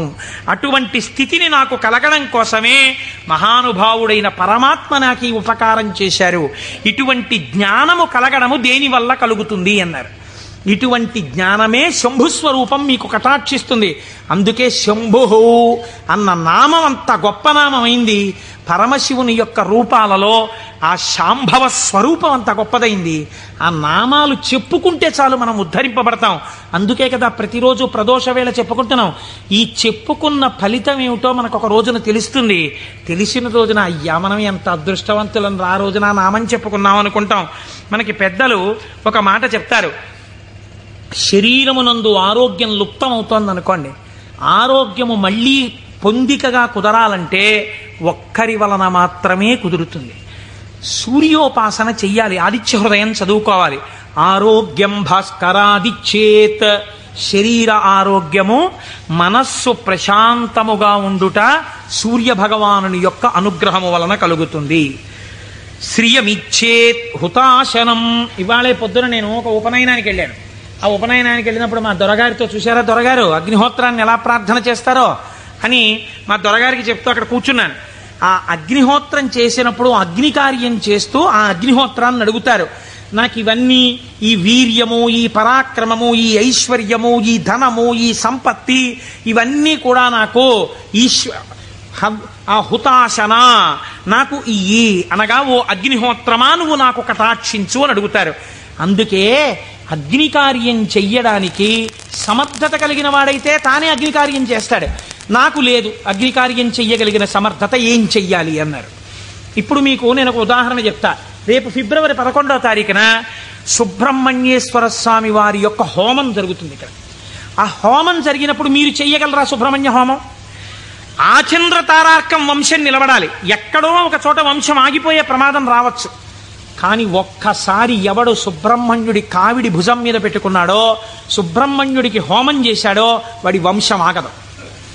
అటువంటి ప్రతిబంధకం ఉంటే తొలగిపోతుంది. ఇప్పుడు మీకు రాదా హోమం చేయడం, మరి మీరేం చెయ్యాలి అంటే, కలియుగమునందు పురుషార్థమును వెచ్చించు. అందుకని టికెట్ పెడతారు. దాని మీద డబ్బులు సంపాదించడానికి కాదు. ఒక టికెట్ పెడితే మీ ద్రవ్యాన్ని మీరు వినియోగించాలి. అది ఓ 1000 రూపాయలు అవుతుంది అనుకోండి, మీ దగ్గర 2000 పుచ్చుకోరు. ఎందుకు పుచ్చుకోకూడదు? అలా పుచ్చుకుంటే వీళ్ళు మోసం చేసినట్టు అవుతుంది. ఎంత అవసరమో అంత పుచ్చుకుంటారు. ఇప్పుడు మీరు ఈ ద్రవ్యం ఇచ్చి బాహ్య అంతఃశౌచమును పాటిస్తారు. అంటే స్నానం చేసి విభూతి పెట్టుకుని తిలకం పెట్టుకుని, లేదా మీరు ఏ సంప్రదాయమునందుంటే అటువంటి తిలకధారణ చేసి వచ్చి కూర్చుంటారు. ఆచార్యముఖేన, మీ కొరకు ఆచార్యులు చేస్తారు. ఆ పదార్థములన్నింటి మీద మీ చెయ్యేసి మీ గోత్రనామాలు చెప్పి అక్కడ హోమం చేస్తారు. ఇప్పుడు ఈ హోమం ఎవరు చేసినట్టు? మీరు చేసినట్టు మీ ఖాతాలో పడిపోతుంది ఫలితం. కాబట్టి ఇప్పుడు ఏమవుతోంది? మీకు కావలసినటువంటి సుఖమునకు హేతువు కర్మ మార్గము చేత మీకు ఇప్పిస్తారు ఈశ్వరానుగ్రహంతో. ఇలా శ్రియం, అది ఏ రకమైన ఐశ్వర్యమైనా దేని వలన కలుగుతుంది? అగ్ని కార్యము వలన కలుగుతోంది. కాబట్టి శ్రియమిచ్చేత్ హుతాశనం, అగ్నిహోత్రము వలన మీకు ఐశ్వర్యము కలుగుచున్నది. ఈశ్వరాత్ జ్ఞానమన్విచ్చేత్, జ్ఞానదాత మహేశ్వర, ఈశ్వరుని యొక్క అనుగ్రహము వలన మాత్రమే జ్ఞానము కలుగుతుంది. ఆ జ్ఞానం ఇచ్చేవాడికే మహేశ్వరుడని పేరు. ఈ మహేశ్వరుడు ఎందుకు ఇస్తాడు? శంభునామాన్ని మీరు గట్టిగా పట్టుకుని ఆ నామాలతో పిలిస్తే, ఏవం శ్రీ శంభుదేవస్య, శంభుదేవుని నామాలు ప్రదోషంలో పిలుస్తున్నారు అనుకోండి, మీరు పేరు పెట్టి పిలవగా పిలవగా పిలవగా పిలవగా ఏమవ్వాలి? ఆయన పలకాలి. పలికితే ఏమనాలి? మీ వంక చూసి ఏవం శ్రీ శంభుదేవస్య నామ్నామస్తోత్తరం శతం అంటున్నారు మీరు. 108 నామాలతో నిన్ను పిలిచాను. ఆయనకు ఓసారి చూసి, సరే పిలిచావు, నేను శంభుదేవుణ్ణి కాబట్టి ఏం చెయ్యాలి? నీ భావాలు మార్చి నిన్ను ఈశ్వరుడి వైపుకి తిప్పాలి. నీకు సత్ప్రవర్తన కల్పించాలి. నిన్ను చక్కటి వాడిగా రూపుదిద్దేటట్టుగా చెయ్యాలి. నన్ను నువ్వు పిలిచినందుకు నేను నీకు చెయ్యగలిగింది అదే. కాబట్టి ఇప్పుడు ఆయన మీకేం చేస్తాడు? ఇదే చేస్తాడు. మీరు ఆయన విసుక్కున్నా సరేనండి. లోకంలో ఒక నానుడు ఉంది, మీరు చూడండి. అమ్మా అమ్మా అమ్మా అన్నారు అనుకోండి, అమ్మ అంటుంది. ఆవిడ ఏదో పోపు వేయించుకుంటూ ఉంటుంది, అంటుంది. అమ్మా అమ్మా, బా ఏమిటి అమ్మా అమ్మా అమ్మా చెప్పు ఏమిటో. అమ్మ నిన్ననే కాలేజీకి వెళ్ళానా అని మొదలు పెడతాను. నువ్వు ముందు తెవులు చెప్దు కానీ విలే, కాలేజ్ టైం అయిపోతుంది అవతల అని పోపెడతా. అది చిన్న బుచ్చుని అంటుంది పిల్ల. అంటే ఈ పోపెట్టేసి దగ్గరికి వచ్చి రా జడేస్తాను, ఇప్పుడు చెప్పు ఏమిటి చెప్తాననుకున్నావు? వినకూడదనుకున్నది అనేటప్పటికీ లొంగిపోయి, పోన్లే పాపం వింటే మాత్రం ఏమవుతుందని జడవేయుట అనేటటువంటి ఉపచారం చేస్తూ మరీ వింది అమ్మ. ఎందుకు వింది? 4 మాటలు అమ్మ అమ్మ అమ్మ అన్నందుకు వింది. ఎలా వింది? మీకు ఉపచారం కూడా చేస్తూ వింది. అలా మీరు రోజు ప్రదోషంలో ఏవం శ్రీ శంభుదేవస్య ని శివ శివ శివ శివ అంటే ఆయన ఏం చేస్తాడు? ఓసారో 2 సార్లు అనొచ్చు, 3వ మాట ఏమంటాడు? ఓ సర్లే ఇంక నిన్ను చక్కగా తీర్చిదిద్దుతాను, సరేనా, అందరూ పొంగిపోయేటట్టుగా నీ ప్రవర్తన మారుస్తానంటాడు. ఇలా రావడానికి 10 మాటలు ఆయన విసుక్కున్నా మనం పిలవాలి. ఆయన అలా విసుక్కునేవాడు కాడు. కాబట్టి మనం రోజు చెయ్యగలిగిందేట నామం చెప్పడమే. ఈ నామము చేత మీరు శంభుని యొక్క అనుగ్రహాన్ని పొందాలి. ఇది శం, ఈ లోకంలో సుఖం దగ్గర నుంచి నిరతిశయ సుఖం వరకు, ఊర్ధ్వలోక సుఖం వరకు ఎంత సుఖం ఉందని మీరు అనుకుంటున్నారో అన్ని సుఖాల్ని మీకు ఇవ్వడం. దీన్నే కామకోటి అని పిలుస్తారు. కామకోటి అంటే కంచి కామకోటి పీఠం అంటారు. కామకోటి అంటే ఇక్కడ కోరికలు ఇవ్వడంతో మొదలుపెట్టి కోరికలు లేకుండా చేయడం వరకు తీసుకెళ్ళి, ఆ తర్వాత పుణ్యం ఇచ్చి, పుణ్యము వలన ఊర్ధ్వలోక ప్రాప్తి వరకు ఇచ్చి, తర్వాత మళ్లీ తిరిగి రానవసరము లేనటువంటి పునరావృత్తి రహిత శాశ్వత శివ సాయుధ్య స్థితి అనబడేటటువంటి మోక్ష స్థితి వరకు ఇయ్యగలిగినటువంటి అంచులన్నీ ఆవిడ చేత పరిపాలింపబడుతున్నాయి. ఆవిడ అవనిక ఎత్తి ఈ కామకోటిలో నిలబెడుతుంది. ఈ కోటిలో ఏ మెట్టు మీద నువ్వు నిలబడతావో దానికి తగినట్టుగా నిన్ను నిలబెట్టడానికి ఈ నామాలు, ఆ ఈశ్వరానుగ్రహము నిన్ను రక్షిస్తున్నాయి. నీకు రుద్రపశుపతి నాయనార్ వృత్తాంతం ఒక్కటి ఉదాహరణగా సరిపోలేదా? రమించిన హృదయం అటువంటి భావం ఒక్కటి కలగగానే రమించిపోయిందంతే. ప్రమాదం అంతా ఎక్కడొస్తుందో తెలుసా అండి? మీరు చూడండి, మనం లోకంలో ఒక పెద్ద పొరపాటు చేస్తుంటాం. మనస్సు యందు దోషం ఉండదు. మనస్సు ఏ స్థానాన్నైనా వెతకడం దానికి అలవాటు. మీ మనస్సు ఒక స్థానాన్ని అడుగుతుంది. అది ఏమండి, సాయంకాలం 6:30కి వెళ్ళి కాసేపు మనం కూడా నామం చెప్పుకుంటే బాగుంది. లేదు, కొన్నాళ్ళకి పురాణం అయిపోతుంది. సాయంకాలం 6:30కి వెళ్ళి శివాలయం అరుగు మీద కూర్చుని అలా గుడి యొక్క ధ్వజస్తంభం దగ్గర గంటలు, చిరుగంటలు మోగుతుంటే, పక్షులన్నీ గోళ్ళకి చేరిపోతుంటే, శివాలయంలో ఉన్నటువంటి ప్రధాన అర్చకుడి దగ్గర శిష్యులు పాఠం నేర్చుకుంటుంటే, ఆయన ఒక్క మాట చెప్తే వీళ్ళు 3 మాటలు చెప్తుంటే, గుళ్ళోకి వచ్చిన వాళ్ళు గంట కొడుతుంటే అవి వింటూ ఒక 20 నిమిషాలు కూర్చుంటే ఎంత ప్రశాంతంగా ఉంటుందో అంది మనస్సు. అంటే మీ మనస్సు ఒక స్థానాన్ని అడిగిందా లేదా? కానీ దాని గొంతు మీరు ఎక్కడ నొక్కుతారో తెలుసా అండి? ఇది 6:30కి నాన్నగారండి ఎలాగైనా సరే మనం రోజు కాసేపు ఈవినింగ్ వాక్ వెళ్దాం నాన్నగారండి, డాక్టర్ గారు మార్నింగ్ వాక్ ఏదో ఒకటి చేయమన్నారు, వెయిట్ తగ్గాలంటున్నారు నన్ను, నేనేమో తిరగలేను నాన్నగారండి, మీరు కూడా నాతో రండి అందనుకోండి. పిల్ల, లేకపోతే పిల్లాడు, లేకపోతే భార్య, లేకపోతే ఎవడో స్నేహితుడు. ఉత్తర క్షణం మీరు వచ్చిన ఒకే ఒక మంచి ఆలోచన పీక నొక్కేస్తారంతే. సరేలే గుళ్ళోకి ఇంకో మాట ఎప్పుడో వెళ్దాం, పాపం అడిగాడు కదా అని వెళ్ళిపోతారు. ఒకరోజు పొద్దున్నే కాసేపు మీరు 6 గంటలకి ధ్యానం చేసుకుంటే మీకు బాగుందనుకోండి.